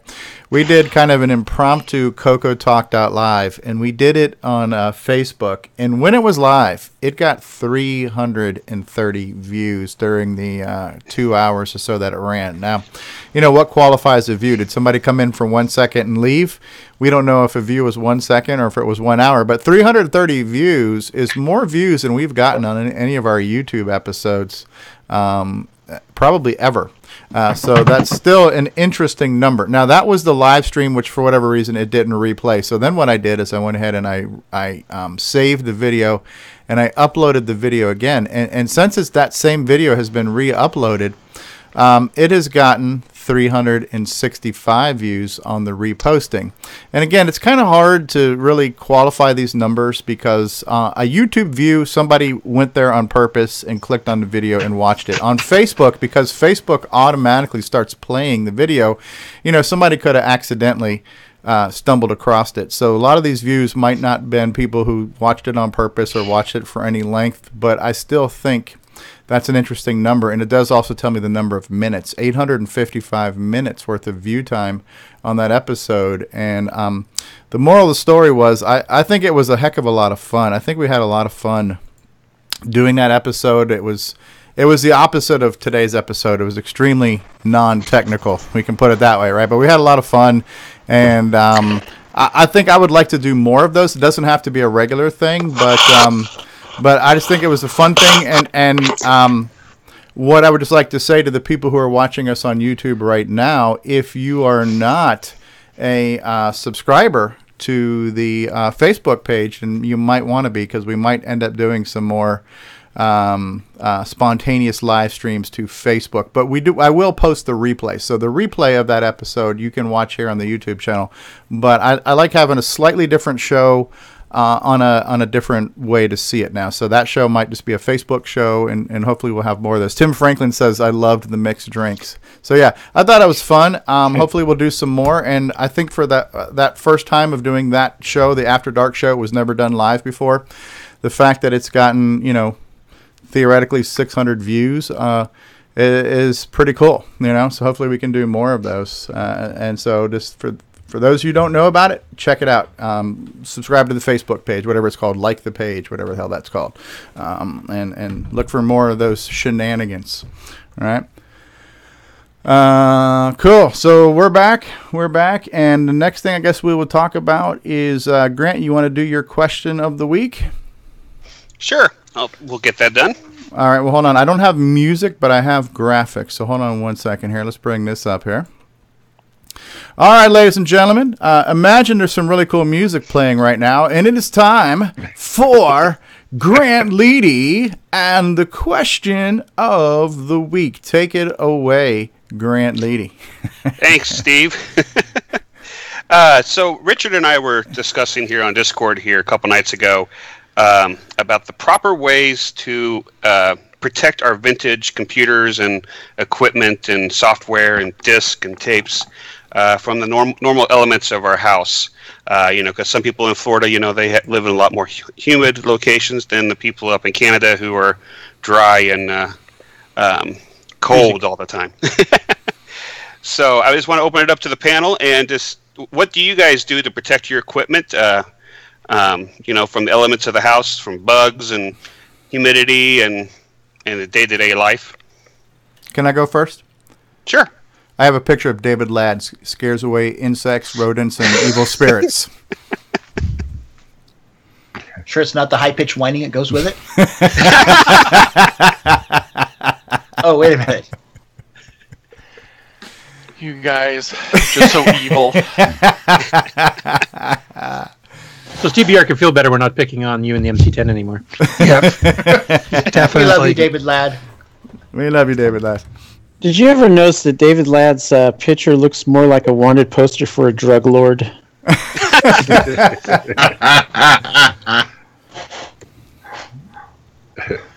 Now that you mention it. So anybody have any legitimate tips on how to protect vintage equipment from the elements, oxidation, air, smoke, wind, fire? Don't hang your floppy disks on the fridge with a magnet. And you know those tall cabinets for that are plastic that have drawers like tote this. bins, like tote bins. This is how I keep all my tote bins are good. Also, put them like the floppies. Put them in like the plastic baggies, the sealed ones, if you're going to do it for long-term storage. Is that protecting from like moisture or humidity or whatever? Right. Okay. Well, actually, to protect the stuff from moisture, use those little packets you get when you get something new. You know, the little silica. Silica. Good idea. Yeah, the ones that say "Do not eat." Yes. Right. They usually Tide detergent. Yeah, those usually come sometimes in pairs of shoes too. And I'm thinking, I don't care what came out of that shoe. You don't have to tell me not to eat it. You mean that's not free candy? A poor man's version of that is just rice in a bag. You know, so like things you get at the weddings, those little net bags of rice. Those are good moisture absorbers too. You just got to change them out every year. Yeah. The other thing is, too, is if you can, keep your equipment away from direct sunlight, because that'll yellow the plastic and cause all kinds of problems. So, well, also another bad place is like the attic or even the garage, because you have extreme temperatures in there, and so you want it in a very consistent place. A lot of my stuff is in a climate-controlled storage shed right now. And that's just for that purpose, is because if you put them in the garage and in the attic, it could get up to 140 degrees in the summer, and in the winter, of course, it can get down to freezing. So with those extreme temperatures, that will alter the electronics, especially like the electrolytic caps. Cool. And what about like people like Steve and that live in Florida? I mean, is the salt water worse for the machines more so than other places? Well, it would be more like the stainless steel can start rusting, things like that. And of course, when you have like in the attic and in other places, it's not just bugs. It's also, rodents will get inside. They'll chew up the boxes and get inside and make little nests and things like that, and basically destroy your machine that you're trying to save or preserve. Hey, real quick, I just want to say hi to Wayne Campbell, who's been in the live chat too. So we have not heard from Wayne in a little while, so Wayne's been around. I talked to Wayne on Discord, I think it was yesterday in the morning, and Wayne's joined us in the live chat. So hey, Wayne, good to see you again. Nice to hear from you again, and hopefully we'll get you back on the show sometime soon. So just wanted to acknowledge Wayne. He's out there. Wayne's World, party on. Excellent. Woo, woo, woo, woo, woo. All right. With me, as always, my excellent friend Garth.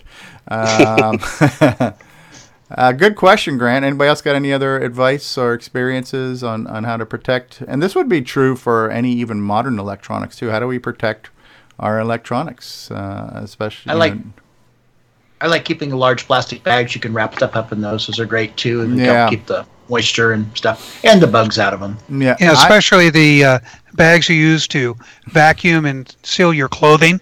Those are great also. Oh, the space bags where you can vacuum seal them. Yeah.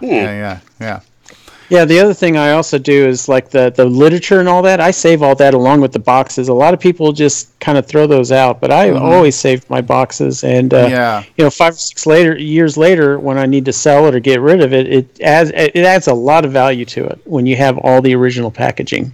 True. The question I got for you though is, are you married? Yes. Because most wives won't let you do that. Because they got their own stuff they want to store. Yeah. That's why it goes into storage. Yeah. I keep boxes on anything new. Like if I get a new laptop, I have like at least a 6-month rule where I'm going to keep all the original packaging in case something goes wrong and I have to return it. It's always easier to return it in the original stuff. And sometimes it's mandatory if you want your warranty work done, you send it back to the original packaging. Yeah. Yep. Keep it for the warranty period at least. I have a handful of CoCos in my garage, but when I say in my garage, they're not like in an attic or anything. And yes, I'm in Florida, and it gets a little bit hot. But I have a table, And what I ended up getting were these big clear like Rubbermaid bins with lids, so I can see everything that's in there, and there's lids on them. And the reason why I did that too, because we're in my garage, I've got this air conditioning unit like in the ceiling, and it's got like a drip pan underneath it. And once or twice that pan, if like the thing's backed up and it wasn't flowing outside the house, that pan might flood and drip into my garage. So I wanted to make sure all my CoCo stuff were in plastic bins with snapped Loctite lids, so nothing ever dripped on them being out there in my garage. I suppose if it got really, really, really hot, that could affect them, but it's been halfway decent in my garage. But I do have them at least protected from accidental flooding in there, you know. Great. And Richard, one other question I have for you. So if we were to get a computer that is kind of a little rough, what all can you do to restore it?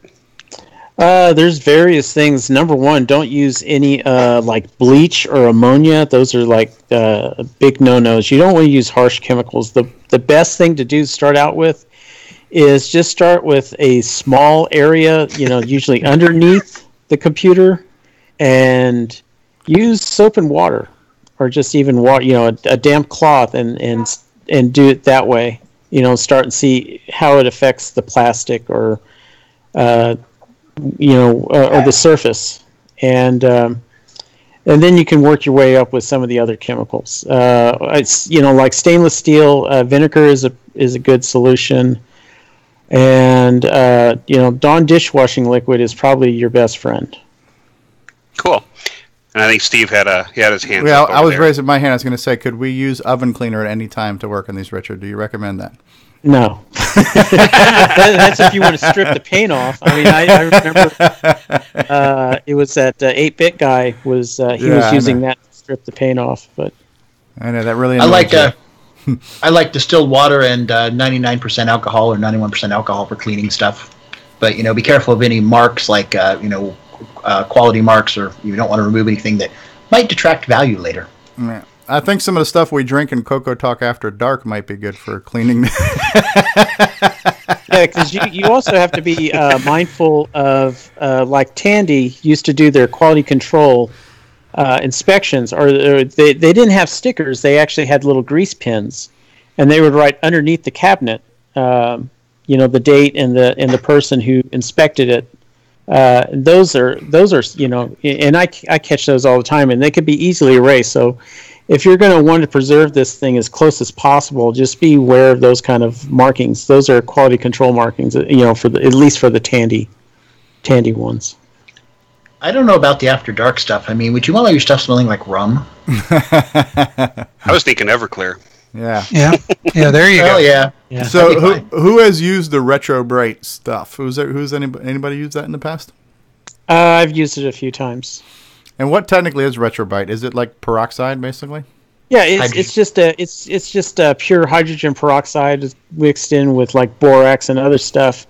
The best solution, if you just want it ready made, is you can go to Sally's Beauty Supply. I can't remember right offhand what this stuff is called, but I think it's like 44. It's called 44.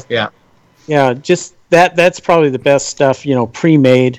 You can get it in 16 ounce or quart bottles, and it's really cheap. And Sally's Beauty Supply is everywhere across the country here, so that's probably your best place to buy it. Yeah, I go there quite a bit myself. So. Yeah. So now, Right. how is Retro Bright supposed to work? You apply it to the surface and you leave it out in the sun, and the sun activates it, or something like that, or? Yeah, it's just the UV light. The sunlight is probably is the best. Is one of the best sources. You put it out there for a few hours, and you have to make sure it's done evenly, and it has to be a bright day. It just can't be overcast or anything like that. You can also use UV light. Which you could use that as well if you're in like a dark, area.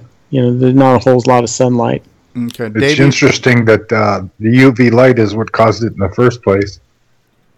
Yeah, but it's just a chemical reaction with the peroxide, and what it was I think it was bromide. Bromide. Yeah. Of course, Davey's saying don't use Vegemite. Yeah. Yeah. Not even to eat. But, No, that's to seal your driveway. Vegemite could double as rosin, though, couldn't it? But I know some people afterwards, what they'll do is they'll paint it with a UV coating, the UV inhibitor on top of that, just to prevent it from yellowing again, because it will yellow after a while. What about our monitors and stuff like that? If we have more than one monitor, how do you protect those?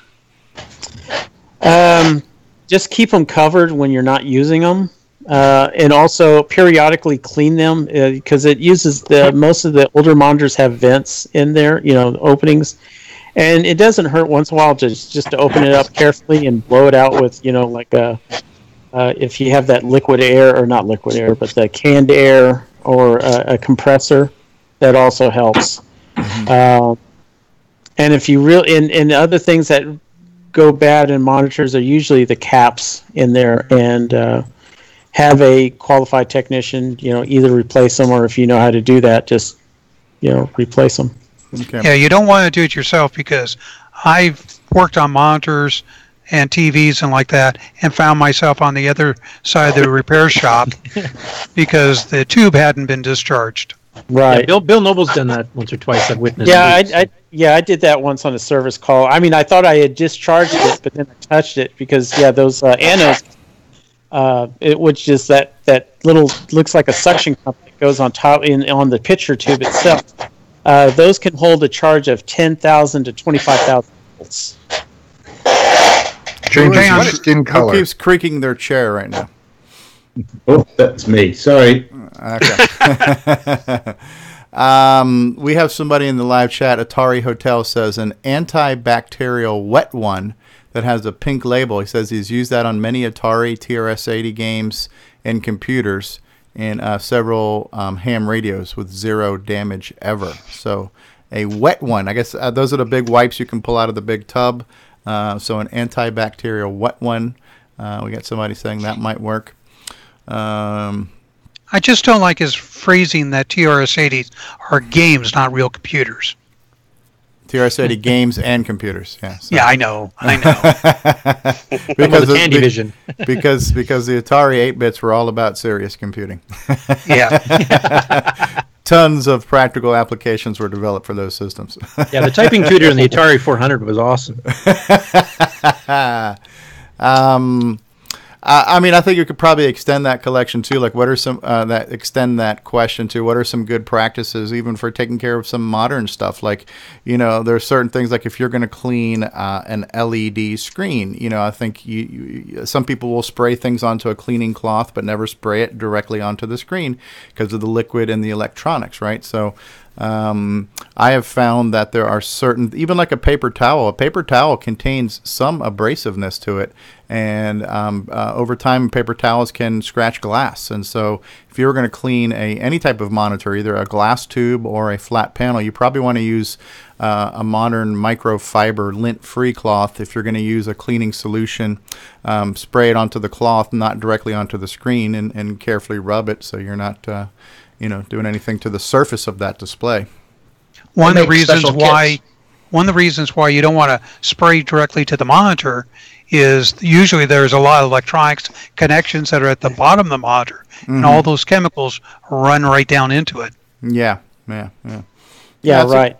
I mean, the thing is, you don't want to use a cloth, any kind of cloth at all that's dry, because it will act as sandpaper against all that dust. So it has to be more. You have to use some kind of lubrication, like water. Yeah, there you go. Alan Huffman's asking, when did this start? You talking about the show or hygiene? Hygiene's been around for a while, Alan. I'm surprised he's not asking what the topic is. What's the topic today? Yeah. What are you guys talking about? That's a great question, Grant. Have we beat it to death? Anyone's got anything else they want to chime in on that?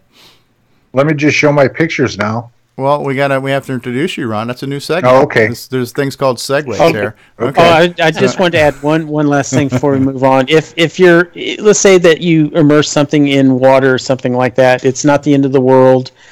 Just take it apart, let it dry out. Most of the time, it'll be okay. Electronics, you mean, right? So if something gets wet, let it dry completely, and it might not be dead. I actually had that happen to a BlackBerry one time. The thing about water is it's non-conductive, pure water. It's the minerals and stuff in it that cause the problems. So, and something like that, if something gets soaked or whatever, I rinse it off with distilled water and then dry it. You can put it in the oven on a really low temperature, help dry it, get everything to evaporate off. So because we clean PC boards and other electronic stuff all the time. I mean, we basically goes through a dishwasher type thing. So we do it routinely. Right. Where I work. Right, and if you have a bowl of rice to put things into, that'll help dry them out too. The rice will absorb the moisture. Yep. Yeah, then you just need chopsticks and you have lunch after you're done there too. You go. A little tip when you're using the oven: turn on the oven before you put the electronics in. Get it warmed up to about 150, 180 degrees. Turn off the oven, and then using your hand, put it in there. And if you find that oven is too hot for your hand, you wait until you can put it in with your hand not getting too hot. Yes, exactly. Okay. Yeah, because want to warm it up. Yeah, the ovens we use at work are set, and these are commercial kind grade. They actually circulate the air. They're set at 120 degrees. Yeah. The other thing too is you do not want to use a gas oven with it on, because when gas burns, it creates moisture. Mm-hmm. And you do not want to use an oven that has a pilot light in it. Bring your CoCo up here. It's about 120 degrees in the summer. Just leave it on Ron's driveway.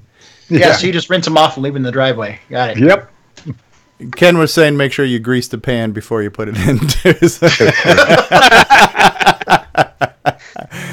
And make sure you use non-stick and the troll's back. Preheat the oven. Make sure you grease your pan, the whole 9 yards. So yeah, what's nice with the use a silicone mat. The warming oven basically helps any moisture that gets inside, helps it to evaporate out, so it doesn't stay in there. Good point. All right, Ron, we're gonna introduce you with your proper little segment here. So hold on just a second here, everybody. All right. Ladies and gentlemen, live from the guest bedroom, host of Ron's Garage, please welcome Mr. Ron Delvaux. All right. You like how we did that? This is a professional show, Ron. Welcome to my world. Okay, so let's share screen here and go to this one.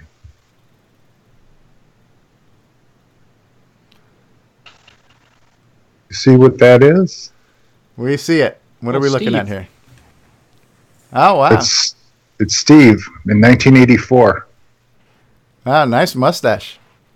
Yeah, check out that mustache. I had a preview of it. Here we go. Can you see that better? Yeah.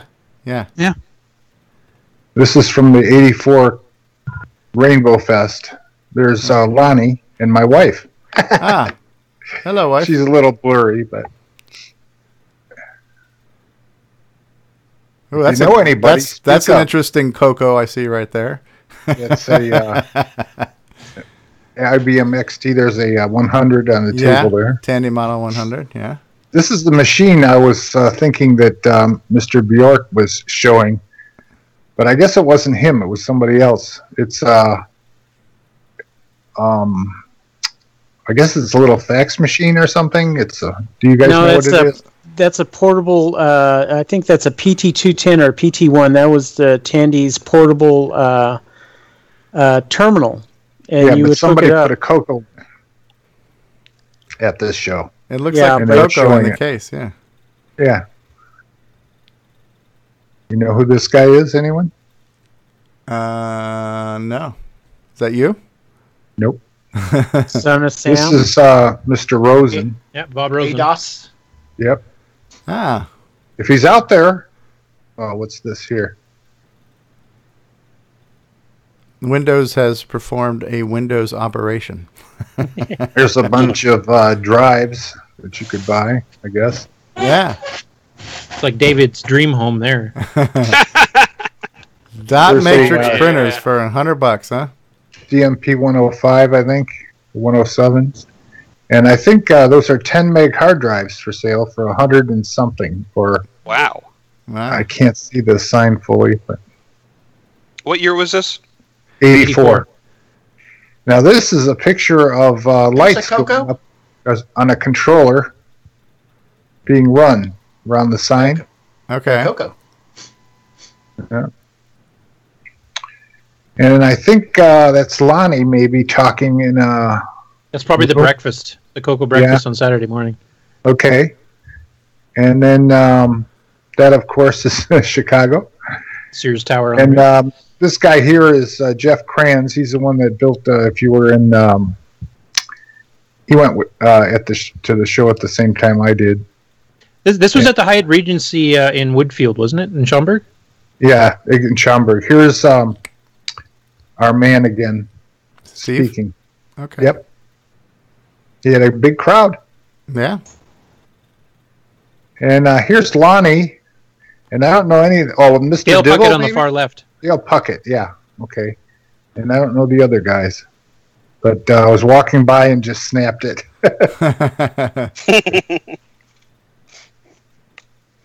Anyone know this guy? Off the top of my head. Yep. And then this is a computer fest in Toledo, Jeff Kranz is the one that built this repack. And, hey, Ron. That's about it. Yep.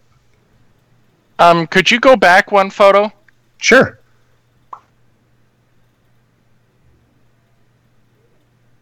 The person, I think the person that's wearing that hat, I'm not 100% sure, Over but here? I think that person there, that looks kind of like a U.S. Postal Service hat, that might be one of the people from the club I was in up here in the Omaha area.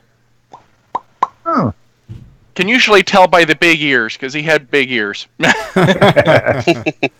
I was going to say that one shot you showed of it from the lobby in the hotel there a couple shots back, which kind of viewing out the front door. That's actually, the restaurant was to your left. Go back a little bit more yet. That one there. Yeah, that's actually, the restaurant's right to the left of you, and the main front entrance is where you're there, and if you go behind you to the right, that's where the main hall to the exhibit hall was. Oh, okay. Cool. So this was a Rainbow Fest from '84, you said, right? Yeah. Mm-hmm. So the Rainbow Fest were actually held in Schaumburg, Illinois? Yeah. Hyatt Regency Woodfield, right across the street from the Woodfield Mall. Yeah, I'm very familiar with that area. That's a really nice mall, too. So it was the world's largest for a while. I think it's one of the busiest in the United States, as far as per square feet. Okay, there's one other thing I want to share. That's this one. Can you see that screen? Yep. Yes. I don't see it. Oh, yes, I do. Okay. Well, on this screen, if you guys ever go to some of these sites, that we have these,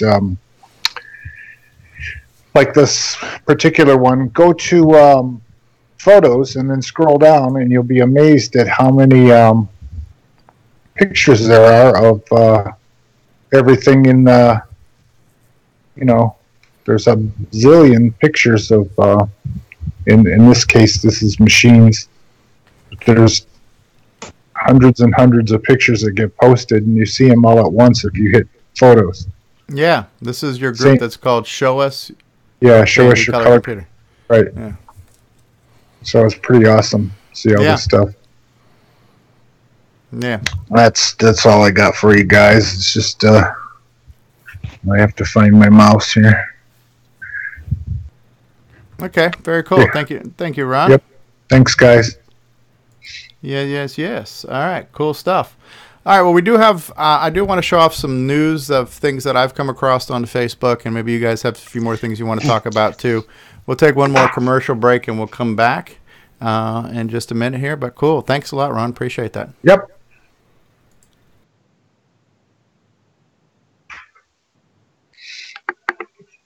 I'm Garage, as you can see. Color Computers, CoCoTALK, Stevie Stroh. What can you ask for? This is the best. Hi, I'm Mike Rowan, and you're watching the original gamer, Stevie Stroh. And when you're done watching, come over and listen to the CoCo Crew podcast. Hi, this is John Linville. And Neil Blanchard. We are the CoCo Crew. I hope you're enjoying watching Stevie Stroh play video games, especially the CoCo games. And when you're done with that, check out our podcast at CoCoCrew.org. What's going on, everybody? Original Gamer Stevie Stroh here, and if you're a fan of vintage computing and retro gaming, then you're going to love our retro swag shop at 8bit256.com. There you will find custom designs by Instagram artist Joel M. Adams. You can get I'm a Coconut, CoCoTALK, and other cool video game images on a t-shirt, coffee mug, or mouse pad. So if you love retro, then head on over to the retro swag shop at 8bit256.com today. Tell them the Original Gamer Stevie Stroh sent you. All right, and we are back. So we're going to talk about some news, and one of the things I want to start with, because he was in the live chat earlier, and hopefully he's still here, but Davey Mitchell sent me something that I wanted to share with you guys. So he is reviving one of his programs and updating one of his programs. So now I need to find that page right now. So I will end up putting, I'll go ahead and I'll stick this in the live chat when we're done. But so Davey Mitchell has come up with a page called Davey's Retro Corner. And one of his projects he's working on right now is called Pigs 2018, which is a version of the classic dice rolling game written in BASIC for the Dragon 32 and CoCo 2. And then he's got some documentation here from an old Dragon blog. And then he's got a few links like the Dragon Archive. He's got CoCoTALK on here, and a couple of online tools, including Simon Jonassen's SG Edit screen designer and a few things like that. So I'm not sure if he's got the download here on his site, but I believe you will be able to download this game.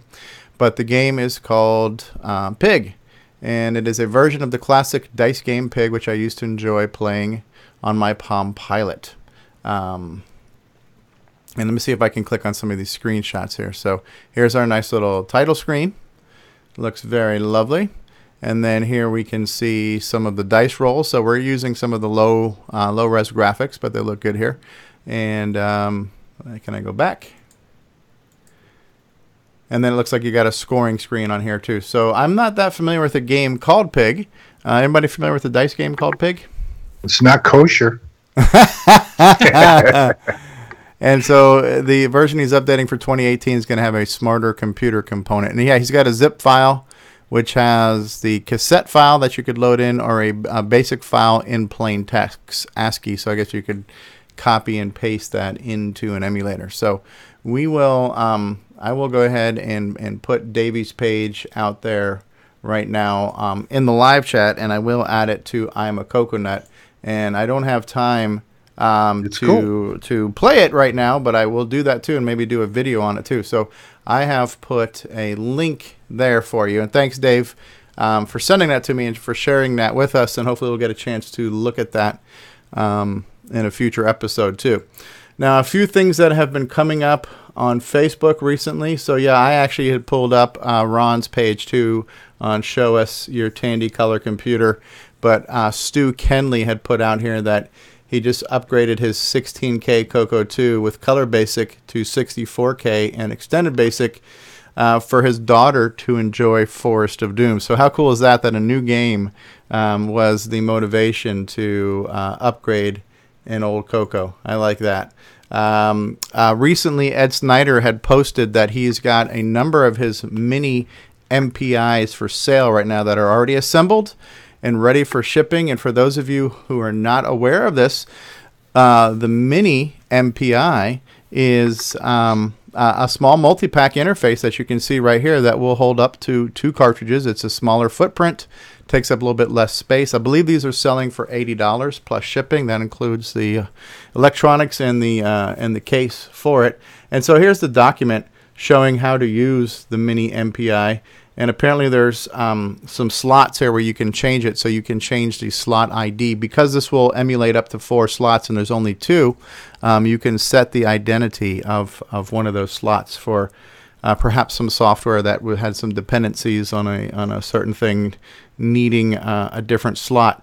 So, one of the questions that come up on this discussion, which was like, well, why do we need a multi-pack? I mean, if you have to ask the question, then you probably don't.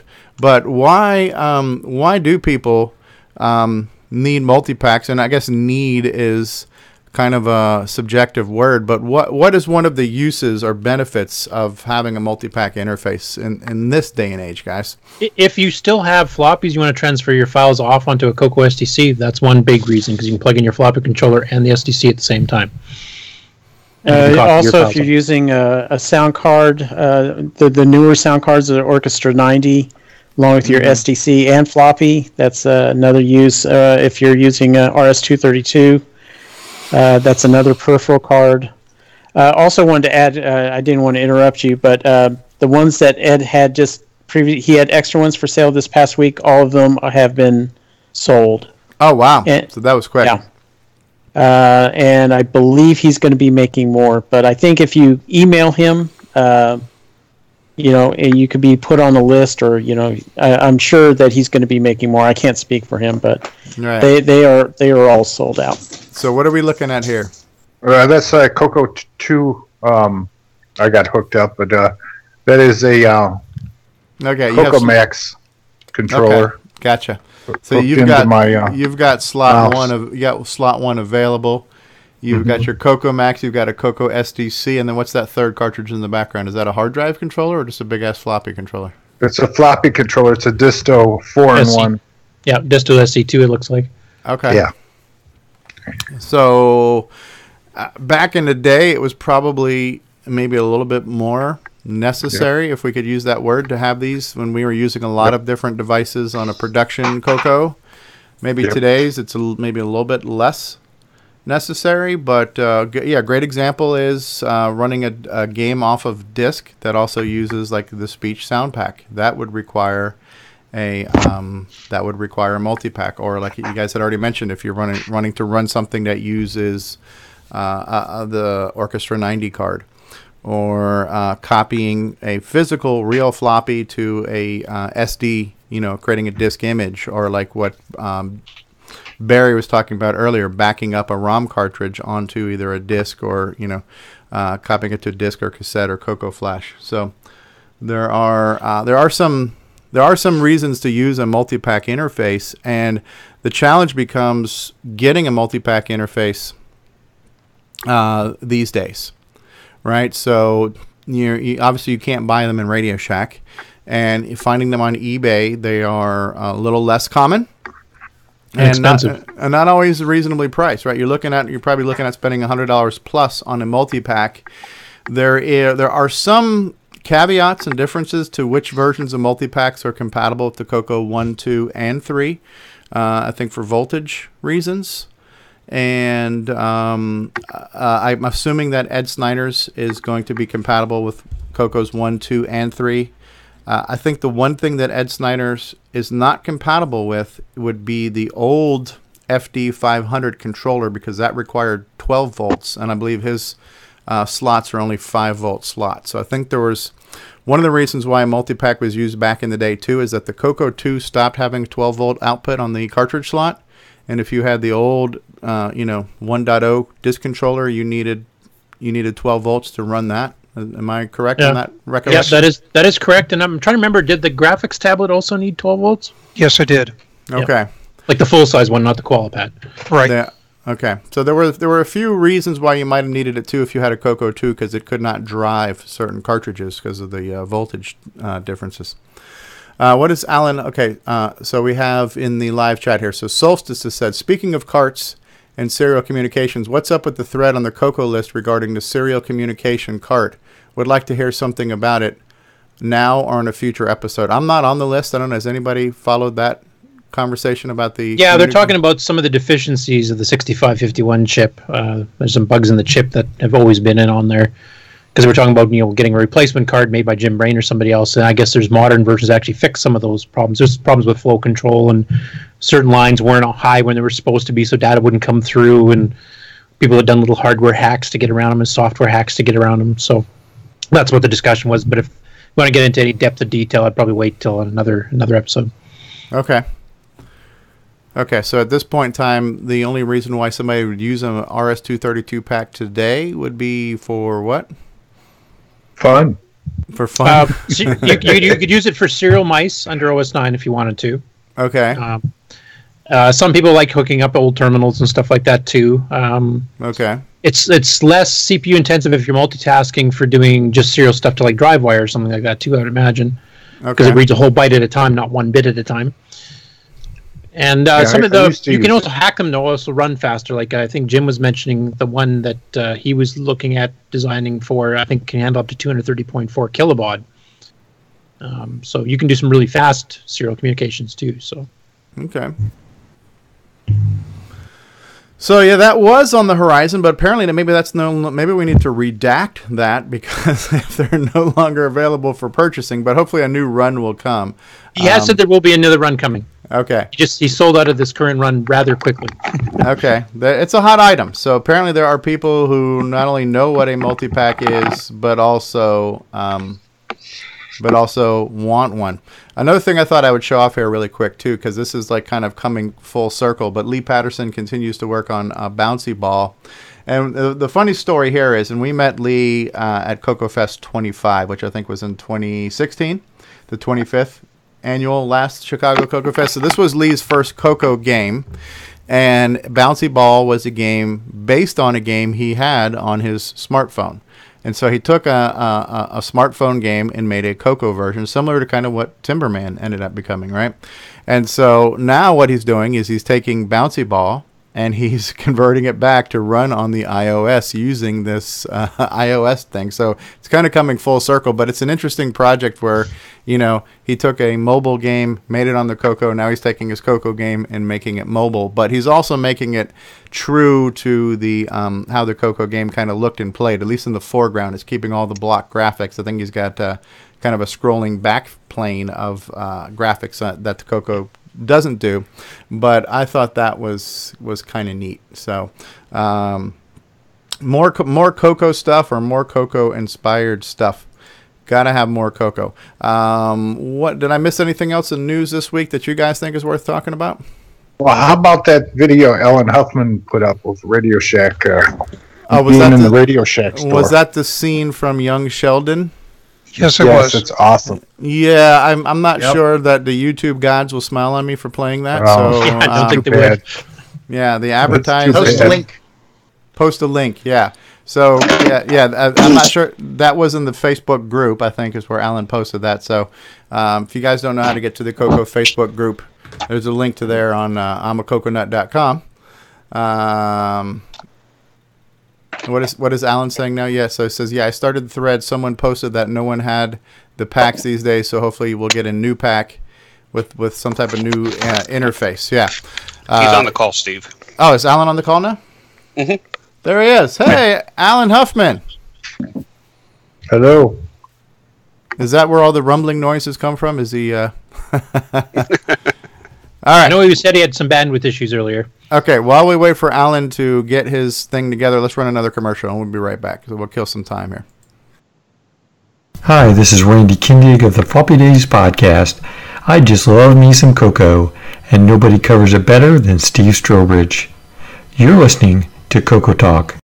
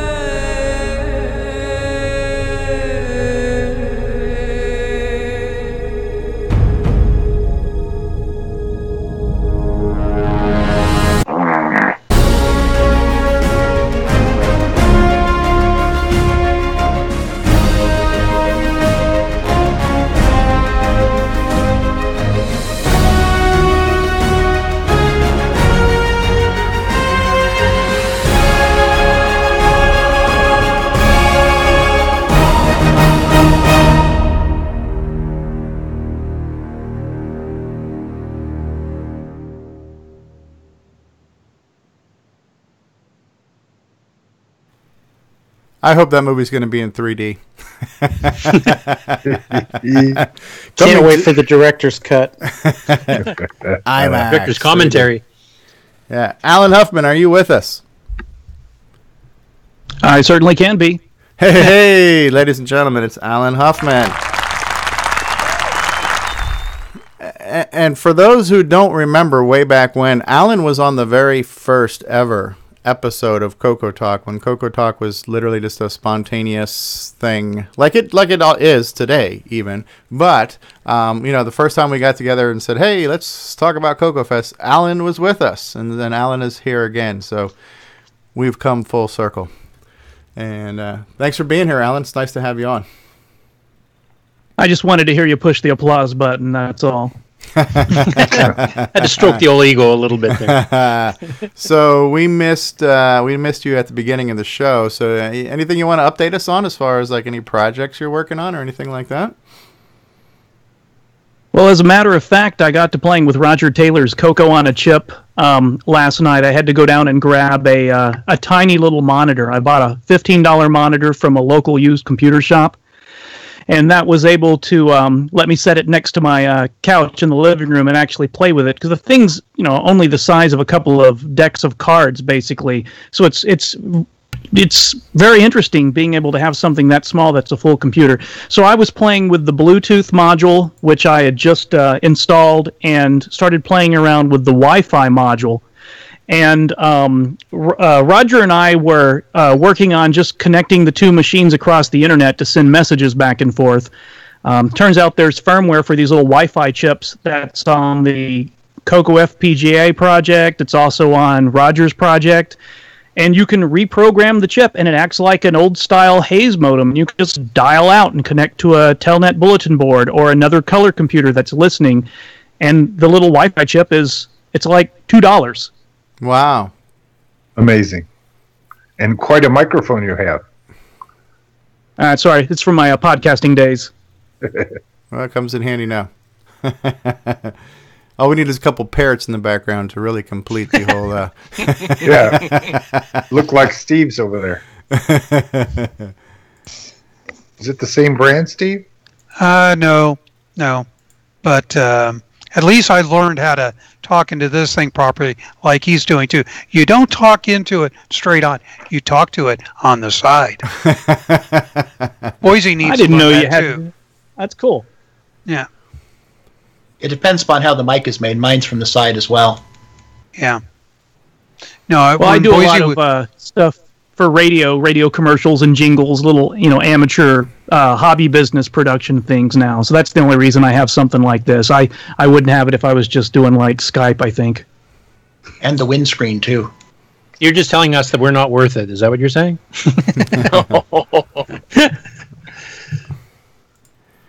So you've been posting some blog stuff too about making BASIC great again or something like that. I mean, you kind of come and go. Like we'll get like a flurry of posts and activity from you, and then we don't hear from you a while, and then another barrage of postings, and then but you're active with us once again. So what else is going on besides the CoCo on the chip stuff?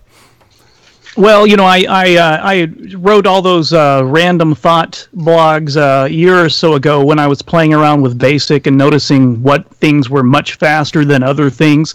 And so I'm just going through and sanitizing all of those and grouping them together. And I think I've got the next 3 weeks post scheduled over on vintageisthenewOld.com. So all those posts will go out. I'm going to try to summarize the whole stuff of what I learned. And I'm getting feedback from people that are from Commodore machines and, kind of hearing the similarities on the other systems. And so it's going to be interesting to kind of summarize that in the conclusion and kind of, there's things we know today that most of us did not know back when we were learning BASIC in the 80s. And I wish I would have so many little simple things. Sure. So between that and then working on the CoCo FPGA, those are kind of the things that I'm planning on doing this winter. In fact, I printed out all the programmer's references for Roger Taylor's product today. Mostly I'm trying to get all this junk behind me organized, get all my color computer gear brought back up here, and then I'll be back in business. So that's my winter project. You've been also scanning and adding things to archive stuff too. You've been finding it's a treasure trove of all kinds of vintage paper documents too, right? I had a large filing cabinet that I started in 1990 when I opened up Subetha Software. And every time I went to a CoCo Fest, any flyer that I got or any newsletters from that era all went into this filing cabinet. And I finally got a really good scanner. All that's been scanned and uploaded to the archive site, and he's been adding them over the last few weeks. So there's a lot of duplicate stuff wasn't needed, but there are scans of newsletters that weren't there. All kinds of random CoCo Fest things. Like one of the things that got posted was just a menu. They would come around at whatever festival it was and give us this menu so we could order lunch, and they'd bring it into us. And I don't even know what show it was, but I scanned all that crap, and it's up there now. That's neat. So this is the Color Computer Archive? Yes. Very cool. Very cool. Well, we're glad that to was have just so I could get that box out of here so I could have more room to bring my gear up here. Yeah. We're definitely glad to have you back on the show because it seems like we always communicate in pretty much not real time most of the time with you. So it's nice to have you here. I'm listening to the podcast. I'm up to episode 22 so far, so I'm catching up with you guys. All right.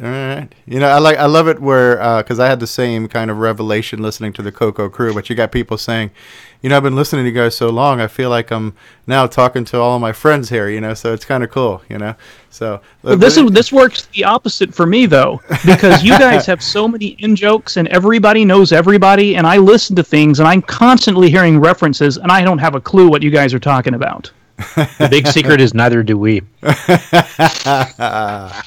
it's when you get to episode 30, Curtis, you'll get the better idea. Yeah. So that's good. And we also have joining us now on the program, Bendan Donahe. How are you, Bendan? Hey, I'm doing great. How about everybody here? Good. Thanks for joining us as well. Nice to have you here. I love the shirt there. Thank you. Where'd you get that? From a guy named Stevie, I think. It's a good-looking shirt. He got it from a white van. That's what it was. Yeah. Or Goodwill or something like that. Yeah. Yeah, right. So came in a Cracker Jack box. So yeah. What have you been up to lately, Bendan? I noticed you posted something about a firmware update to the CoCo VGA. Yeah, that is a fix for an issue that Boisy found, I think probably back in November. And I had also found an issue, and both of these are related to the 64-column text mode. So these are fixes for that. So they've been under testing between me and Ed and Boisy for a couple months. So okay. I figured it was high time to make that available. They're not, particularly important updates, but if folks are doing a lot of 64-column text mode stuff, then probably makes sense to update. Okay. If you don't mind me asking, what were the bugs? Because I didn't actually hear what they were. Okay, so the one that Boisy noticed was that when you enable 64-column mode, it automatically enables lowercase, converts reverse video to lowercase. And that wasn't my intent. There's a separate software switch for that. So that was the first thing I fixed. And that issue was kind of a remnant of when I switched from using the CG6 VG6 6 kilobyte video page to using a 2K page that got left in there accidentally. And then the other issue was actually a graphical issue that you really don't notice unless you're using either reverse video text or some of the semi-graphics 4 characters, because at one character about 2/3 of the way down the screen, right in the middle, its rightmost column of pixels was getting swapped with a column of pixels on the same line, but the last character at the end of that line. So it looked really, really bizarre. But you had to specifically light up those two characters differently in order to actually see them. So, is there any software? Has anyone written any software to use the new modes? All the Infocom stuff got ported by Ed Snyder. Yeah, that's right. So yeah, that's right. So that's all available on the CoCo VGA website. I don't know if Boisy wants to talk at all about what he's been doing with the 64 column mode. If he's on. Yes, I'm here. So yeah, the 64 column mode for OS 9 level 1 is working. I have a driver in place, but there were some issues getting it put into the repository, so I don't know if it's really available yet, but I do have it if anybody wants it. That really helps level 1 having a 64 by 32 upper lowercase screen, I would say. Oh yeah, it makes all the difference in the world. Wow. Really, 64 by 32 is quite a lot of text, quite good. So yeah, those are the only two pieces of software right now that take advantage of them, other than my kind of canned demos that I have.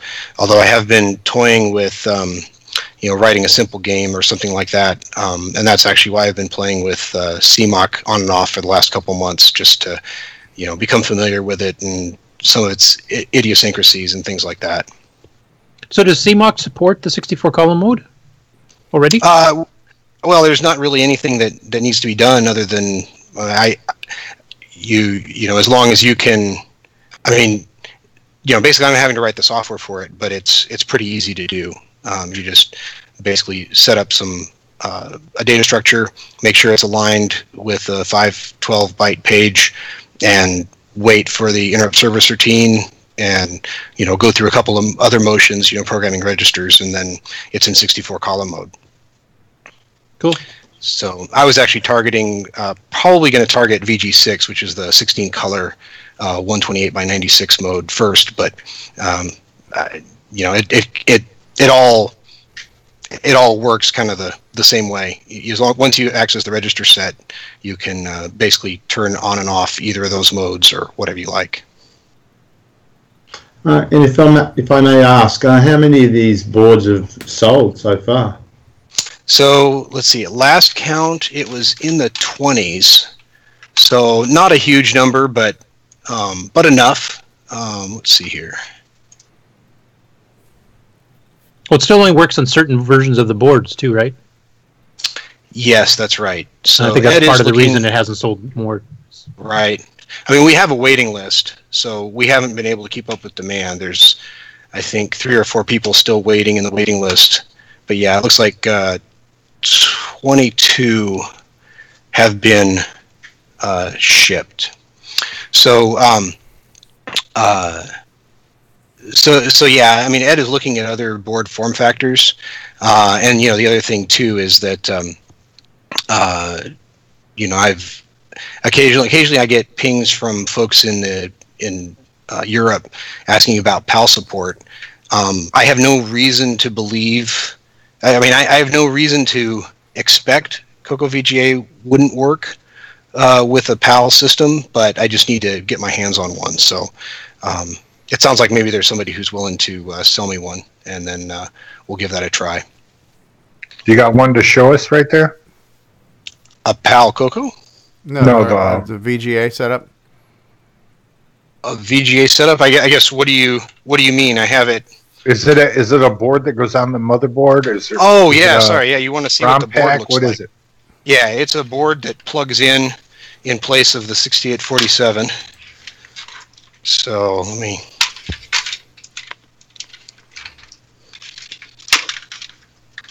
Oh, that's right. You weren't at Tandy Assembly, Ron. I forgot about that. Nope. Hold it up a little bit higher too when you do. Yeah. Got all these little Skype things on the bottom here. Let me see if. Okay. Oh yeah. So it's right there. Yeah, that's nice. It's a good looking board. And then there's a ribbon cable that connects to the connector right there, and that goes to a connector on the back with some buttons on it that lets you. That's what this guy is.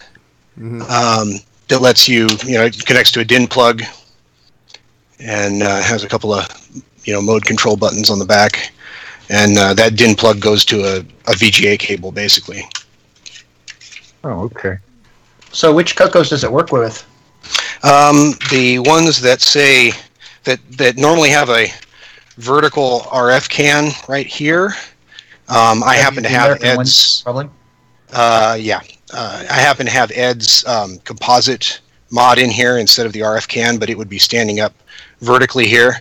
The channel 3/4 selection switch would be above the RCA jack, and then the other way you can tell. I've got a web page that talks about this. The other way you can tell is if you have your CoCo open, the little Rev B. Where is it? Right there. Okay, Rev B. Yeah. Yeah.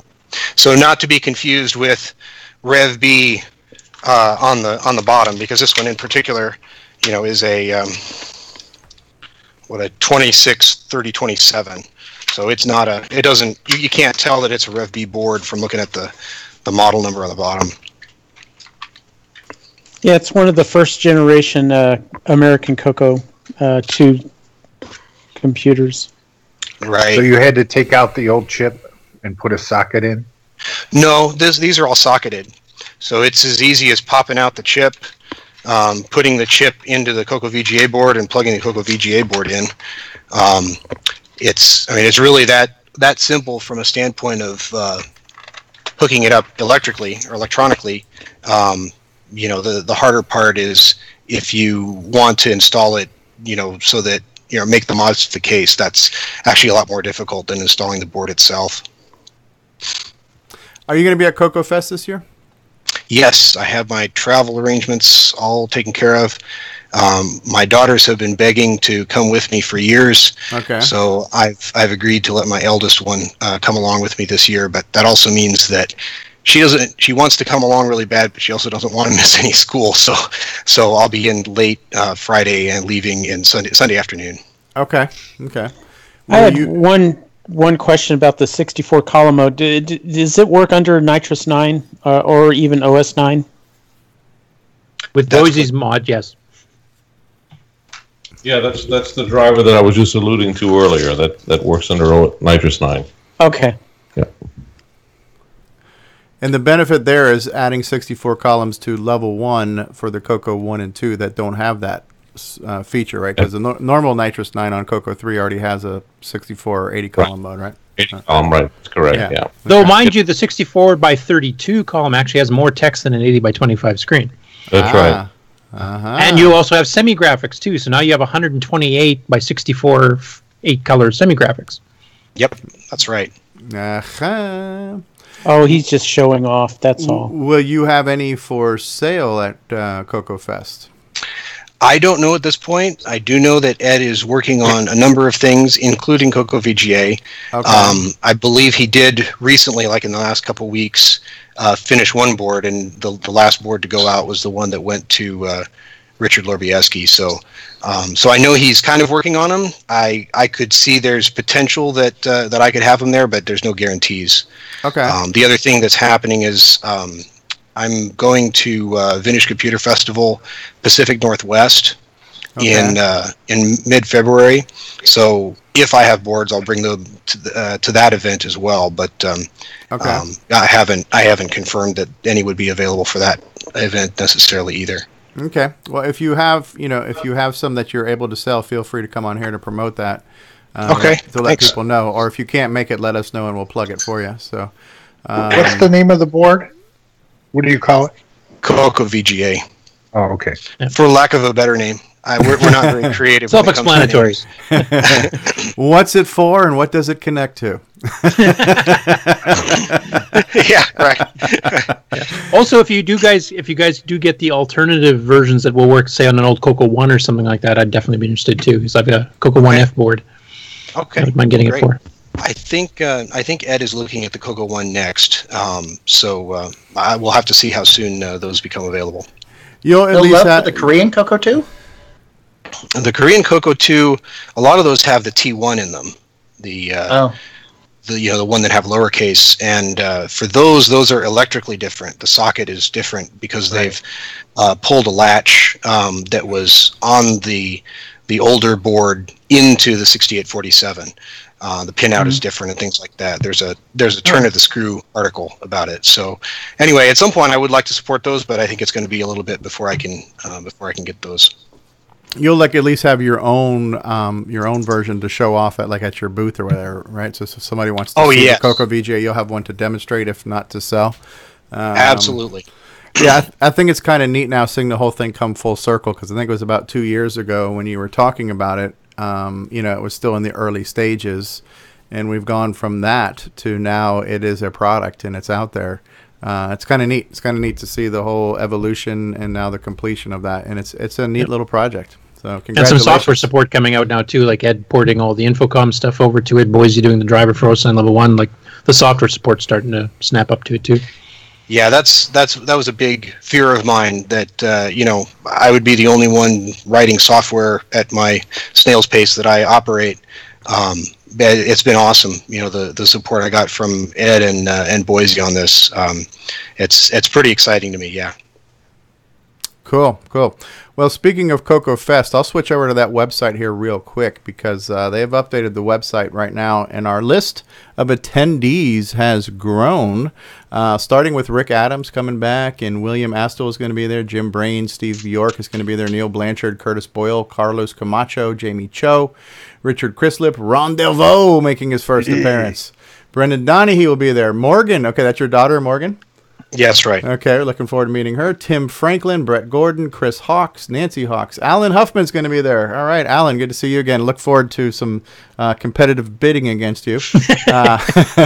Ron Klein, David Ladd, Grant Leighty, John Linville, Richard Lorbieski. Is this going to be your first CoCo Fest, Richard? For a long, long time, yes. Okay. Mark Marlette, John Mark Mobley, Bruce Moore, Jacob Moore, Jim O'Keefe, Boise Pete, Henry Reitveld, Mike Rowan, John Strong, myself, Evan Wright. So far we've got what looks like a nice little turnout of people who have already confirmed coming to CoCo Fest this year. So that information can be found at glensideccc.com. So yeah, cool. Another great party gathering of the minds and stuff. I'm excited about seeing Jamie listed. Jamie was the one that got the source code for my OS9 Space Invaders program many, many years ago, and I gave him the assembly language source code, and he translated it to run on the MM1. Neat. So there is an MM1 version of my Space Invaders game, and then a few years later after that, he took that and translated it to work on Mac. So there's also a Macintosh version. So I have a color computer game that was ported to the MM1 and the Macintosh that I had nothing to do with. That's neat. That's really neat. Yeah, I've heard Jamie mention on the CoCo Crew podcast many times, because every now and then he will come out with either a game or a posting or something. So he kind of like Alan Huffman, just kind of sneaks in like a ninja every now and then and just, wows us with something and then disappears for a while. But I guess Jamie has written some games and developed some things, or is he working on compilers or something too? I don't even know. I know he's been mentioned so many times I can't keep up with it. But I've never met Jamie. I think some of us are not familiar with him, so another person to meet. So that's kind of cool. Have you met him in person? Stevie, I wanted to. Go ahead, Alan. I wanted to mention something. I know there's been talk, and again, I'm 20 episodes behind. There's been talk about magazines and Rainbow Online and all that. And Steve, you may know about this. Do you know about the Old School Gamer magazine that just started? This is the January issue, which is issue number 2. Have you heard of this yet? No, I have not. This is a magazine that's all about retro games. It's very similar to some of the things I hear mentioned on this that come from the CoCo Crew podcast. They've got retro ads that are promoting Atari 2600 games that are being made right now. Okay. And I got this, actually, I just signed up and got it for free, and they did some interesting marketing. They were giving away free issues. It also came with a collectible trading card. The trading card that I got with mine is for the Atari 2600, and it also contained a fold-out full-color poster. So I understand the retro market is much larger than the color computer market, but I thought it was very interesting that there was a brand new full-color glossy magazine, And this is published out of Grimes, Iowa, where we've got a retro arcade probably 5 minutes away from me. So it makes me wonder. I'm going to go talk to them and find out who they're using to do the publishing and the layout and what the modern day costs are and what their break-even point is. Maybe it's, if these guys are thinking about doing print, I pretty much don't like print, but when you get all the goodies with it is quite the collectible. It sounds like it. Is that magazine devoted to like the old style computers and video game systems, or just video game systems, or arcade, or a mix of all, or what? I'm pretty sure it's just the video games because it has a lot of arcade things, and it has a buy and sell, and here's the guy that articles about the high score on Donkey Kong and Billy Mitchell and all these arcade legends. So it's focused more on the arcade side, but something like this focused on retro computing seems like it would also have a very big audience, and I'm not aware of things existing. There's a couple of fanzine magazines for different computers, but maybe that's kind of the approach, is there being like an old school retro computing magazine that could have a color computer section and an Atari section or something. Yeah, and I don't know if we just there's got to be somebody doing this, but I haven't been able to find it. Yeah, that might make more sense. Strength in numbers, where we don't have to have, you don't have to carry the weight of your back of a full-fledged CoCo magazine every month, but have a CoCo segment on a broad spectrum magazine or something like that. Yeah, I just posted the link in the live chat. That's pretty cool. I'm going to check it out. I'll try to contact them too, because it looks like on their website they're featuring other podcasts. So maybe we could do some cross promotions and things like that. Yeah, no, I like that. That's a great idea. A real glossy magazine. That's retro in itself. Just carrying a magazine, carrying around paper is retro, it seems like, So trading cards is definitely a cool thing. So I can't remember the last time I dealt with one of those. I'll try to bring the. I'll try to bring what issues are out with me to the CoCo Fest, along with a cooler of the return of Jolt Cola, so we can have a good old retro time. Yeah, no crap. Yeah. So I do recall. I think Alan. Go ahead, Ron. Hey, Alan, what's your take or experience with the MC10? I've never worked with one. I own one that I bought from CoCo Fest. It's got the box and everything, and I co-programmed an adventure game with a friend of mine a few hours away in Houston at the time. So we were on the phone writing it together, making sure it worked both on the color computer and the MC10. And beyond seeing games that he showed me back then, that was the last time I touched one, was 1984, I think, until I bought one at a CoCo Fest, which I've never hooked up. I don't even have a TV I could hook it up to. Well, if on your trek of watching all these CoCoTALK shows, you'll probably run across a couple of things that were really funny. Yeah, I'm already in the loop. I think I heard the birth of the MC10 discussions. Yes. Yeah, okay.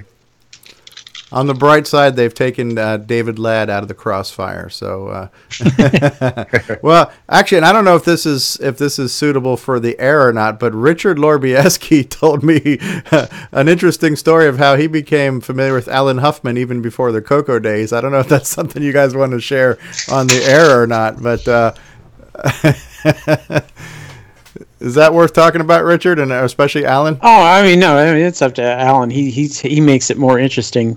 Back in the StarTale days, you remember that? Oh, did we have a discussion about that? Yeah, when you lived in Lufkin. Yeah. Oh, yeah, okay. So is that worth talking about on the air or not? I'll have to go back and reread the exchange and get back up to speed. I'd forgotten about that again. Yeah, that was Philip. Philip was my brother-in-law at the time. I did find the modem scanner, which is probably the one a friend of mine used, that was used to find all those StarTale codes. Yeah. It's posted to the Color Computer Archive now. Oh, they're long out of business, so, it doesn't matter. Well, I guess we'll save it for another time. I think it even has references to StarTale in the program. Wow. Cool. What I was going to say a minute ago was I think I had recalled saying, let's try to keep our shows. Let's try to focus on about a 2-hour show. We're going on about 2 hours and 40 minutes, and that's fine as long as we got things to talk about. As long as it's not all fluff, that's quite good. But 2 hours and 38 minutes, another good show. I don't know. What do you guys think? Do you want to try to do an after dark show tonight? Anyone? Sure. Yeah. Sure. Yeah, I mean, I'll be around. Okay. And for those of you watching, and we've maintained a fairly steady viewership of about 24 viewers the whole time. So anybody who's watching right now, if you want to catch a live CoCoTALK After Dark, you will have to subscribe. I don't know if subscribe is the term, but like the Facebook page. We have a CoCoTALK Facebook page. So if you go to facebook.com and search for CoCoTALK, which I think is just at, I'll put it in the chat. So it's at CoCoTALK Live. If you just search for that. Anyways, we might do that. So what do you think? It's almost 5 o'clock right now. You think like maybe 8 or 9 o'clock tonight? We'll try to do that. Sure. We gotta have time. Sounds good. I think 9 o'clock your time, 10 o'clock Central is cool with me. 9 o'clock Eastern. So we will try to we'll try to do a CoCoTALK after, because this was actually I'd have to say a fairly legit show, very technical, very, we talked about, it was like a real computer tech talk show, and we had a lot of good stuff out here, and I'm not going to complain about that. But maybe we can cut loose, let our hair down, and just have some fun, make fun of the MC10 and each other while we're at it. Who knows? It would become the CoCo Celebrity Roast for all we know. We'll look forward to a CoCoTALK Live tonight at 9 p.m. Eastern Time for those who can make it. Drinking, not mandatory, but highly encouraged. Ron Delvaux already got his glass up. I'm going to run one more commercial, and then we'll go around the room, see if anybody's got anything they want to talk about before we wrap up this episode of CoCoTALK. And if we have lingering topics, we can bring them up tonight at CoCoTALK After Dark. So we'll be back in 2 and 2, folks.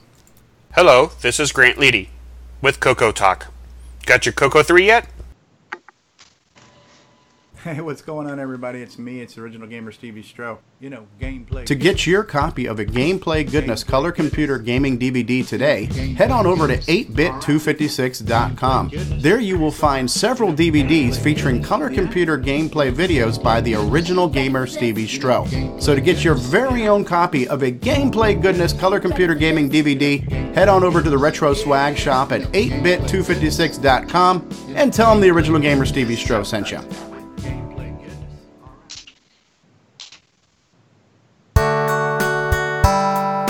G'day, mates. This is Nick Marionetts, author of such color computer titles as Donut Disaster, Rupert Rhymes, and Rockstar Pilot. And I am here today to tell you about the world's most fabulous operating system, OS 9. OS 9 and its current incarnation, Nitrous 9, is the most advanced operating system ever created. And what makes it so good? Ease of use. I find OS 9 so incredibly intuitive that I haven't once cracked open the user manual, and yet I've been able to create such incredible games faster than the time it takes to sing Waltzing Matilda. Using OS 9, I expect my next game, Funstar, will be done this weekend and distributed exclusively on ROM cartridge. OS 9 forever. Any resemblance to actual events to persons living or dead is purely coincidental. Well, it's always good to have Nick Marionetts and Nick Marentes back with us on CoCoTALK. Oh my goodness, there's pictures to all the stuff I've been listening to. Good eye. So Nick, I don't know if you caught me eating the Vegemite or not. I saw that. Yeah, I ate real Vegemite, and I lived to tell the tale. So maybe that could be part of the show tonight. Every time it'll be kind of like a drinking game. It'll be the Vegemite game. So every time I got to take a drink, I'll take a knife full of Vegemite, which will actually force me to have to drink twice as much to get the taste out of my mouth. So. Anyone tried coating a color computer with Vegemite? Leave it out in the sun for a couple of hours, and that's right. Leave it in the sun, and instead of going white, it'll go black. All right, well, we're going to wrap up this episode of CoCoTALK. This was pretty good, Tech Talk. We had a lot of stuff to discuss. CoCoTALK episode 43 is coming up on being a wrap. Mark Overholser, anything you want to sign off with? Any plugs, anything to mention, anything like that? Not this week, but I'm planning on going to CoCo Fest, and so I'm getting all my stuff in order. All right, good. Look forward to that. Nick Marentes, anything you want to leave us with for next week? Ease of use. Wow. Ron Delvaux. Keep on playing your CoCo during the week. Enjoy all the different things you can do with it. All right, Curtis Boyle. Well, I was hoping to do a segment on it. We can maybe do it on the After Dark show tonight. But just a quick question for the people here that have got the alpha, and there's a few of them on the panel. What's your opinions of it so far for the ease of use? Ease of use alpha. Okay, and speaking of that, we completely forgot to get to the segment, or at least I did, the segment, why did Tandy do that? So at least we got something to talk about on a future show, because Lord knows we will run out eventually. So No, we won't. Mr. Bjork. Well, remember, folks, we've got Discord out there, so if you want to get your little mini CoCo Fest on, join us in the evening. There's a bunch of us that just sit around and talk and like that. Right, David?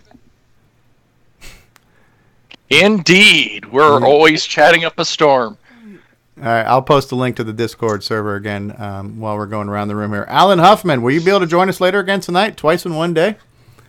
Sure. What's CoCoTALK After Dark? That's where we get together and drink and don't even pretend to have a serious show.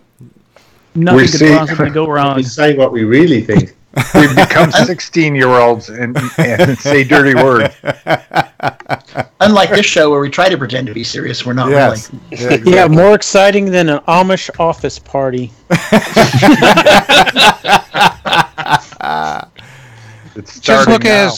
Just look at Alan as a place where we really cut loose.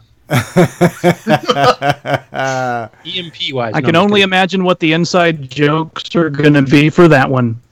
Same moments. So, yeah, you'll find out just how much I hate the MC-10. Any closing thoughts as we wrap up this week's episode, Alan? Well, no, if I ever get caught back up with these things, I feel like I can participate more. But it was great being here, and I will have to wait for the playback so I can listen to the first 3.5 hours of this that I missed.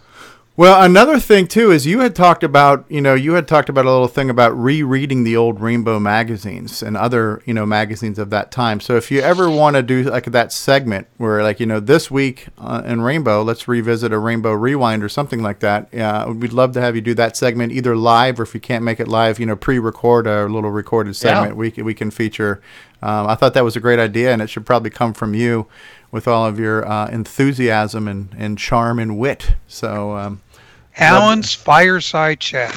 2 out of 3 ain't bad. Yeah, I look forward to it. Yeah, it was great to be here. Thanks. Yeah. Grant Leighty, parting thoughts. If you like the show, make sure you subscribe to it on YouTube or on your favorite podcast. And if you have any questions you want me to ask the panel for one of the future shows, just email us at CoCoTALK at CoCoTALK.live. And the Facebook group. Oh, yes, and the Facebook group. But David Ladd. Just remember to close that floppy drive door. Richard Lorbieski. Just waiting for that $50 that Grant Leighty owes me. No, I forgot all about that. CoCo Man. Well, you can see we had a very serious technical discussion today, and I was rather quiet.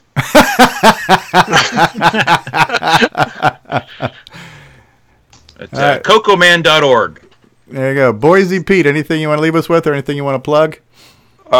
Thanks for having me. It was a pleasure to be here as always, and I'll try to make it tonight. We have our granddaughter over, and that always takes precedent, but sure. We'll see. Great. Thanks for being here. Thanks for legitimizing us. Family first. That's right. Brendan Donahe. I think I would just echo Alan's sentiment that I'm sorry I missed the first 2 hours. But the good news is that I've been able to keep up with all the episodes lately. So as soon as you get this one out, I'll be able to listen to it, which I'm looking forward to. Excellent. Well, thanks for listening to the show. I'm sorry, and I apologize. All right. Rehabilitation will be set up later. It's And for everyone who's been in the live chat today, I'll go back to the beginning with David Ladd and Nick Marota and Coco Man and Wayne Campbell and Fiskap, Paul Fiscarelli, Mark Overholser, Ken Make It, and Boyce and Tech, and Retro Innovations, and Nick Marota, and Solstice, and Coco Love, who thought this was the Disney Pixar Coco live talk show, which, as you know, their ratings are much higher than ours. And Mark Overholser, Tim Franklin said he loved the mixed drinks on CoCoTALK After Dark. Davey Mitchell, we're looking forward to looking at more of Davey's website and some of his projects. The Atari Hotel. If you're ever in the town of Atari and you need a place to stay for the night, make sure you check out the Atari Hotel. Phrenomythic, that's Fedor Stamen in Denmark. He came by and said hi. Alan Huffman was in the live chat, as well as, am I missing anyone? Davey Mitchell, I said Davey, I said Solstice, right? And Alan Huffman, and Brendan Donahe was in the live chat before he joined us on the Skype call. I believe I've got everybody. Colin Compton. Barry Nelson. Barry Nelson, that's right. Barry Nelson was on the show, and Colin Compton was commenting on the magazine, saying that sounds like a good magazine to pick up. Ben Anding was here too. So yeah, thanks, Ben. All right, guys, so we're going to wrap up CoCoTALK episode 43. To play us out here, we're going to play the title track by Bruce Moore, and we'll see you guys tonight on CoCoTALK After Dark on Facebook at 9 p.m. Eastern. Take care, everybody, and thank you all on the panel for being with us, as always. God bless you all, and long live the Coco. Bye-bye now. Bye. Bye. Peace, everyone. Bye.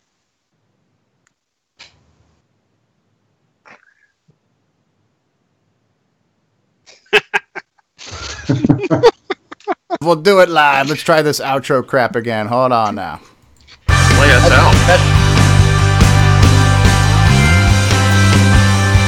Thank you for watching CoCoTALK, the world's leading live talk show featuring the Tandy Color computer. For all things CoCoTALK, visit us on the web at cocotalk.live. We'd love to hear from you. Send feedback, suggestions, even segments via email to cocotalk@cocotalk.live. If you love the color computer like we do, then visit imacoconut.com for all your color computer needs. Consider supporting the show with a purchase of merchandise from our retro swag shop at 8bit256.com. If you'd like to become a patron of the show, then visit our Patreon site at patreon.com/OGStevieStro. CoCoTALK would not exist without the community and its cast and crew. Thanks go to Curtis Boyle, David Ladd, Mark Overholser, Grant Leighty, Bruce Moore, Rick Adams, Ron Delvaux, Richard Lorbieski, Jim Brain, Nick Marentes, Karen Anscombe, Simon Jonason, Wayne Campbell, Steve Batson, Brian Joyce, John Strong, and Barry Nelson. Special thanks to Steve Bjork for production suggestions and Brian Joyce for our Best of 2017 episode. Please help support the CoCo community by visiting some of its contributors. The CoCo Crew podcast at cococrew.org. Glenside Color Computer Club, host of CoCo Fest at glensideccc.com. Jim Brain and Retro Innovations at go4retro.com. Tandy Assembly at tandyassembly.com. Cloud9 Technologies at cloud9tech.com. Boyson Technologies at boysontech.com.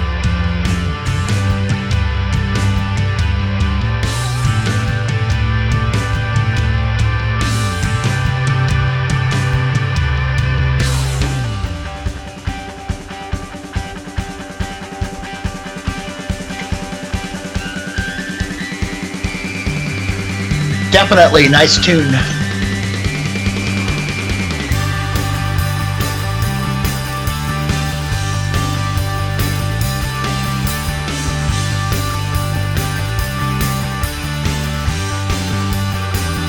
Hehehe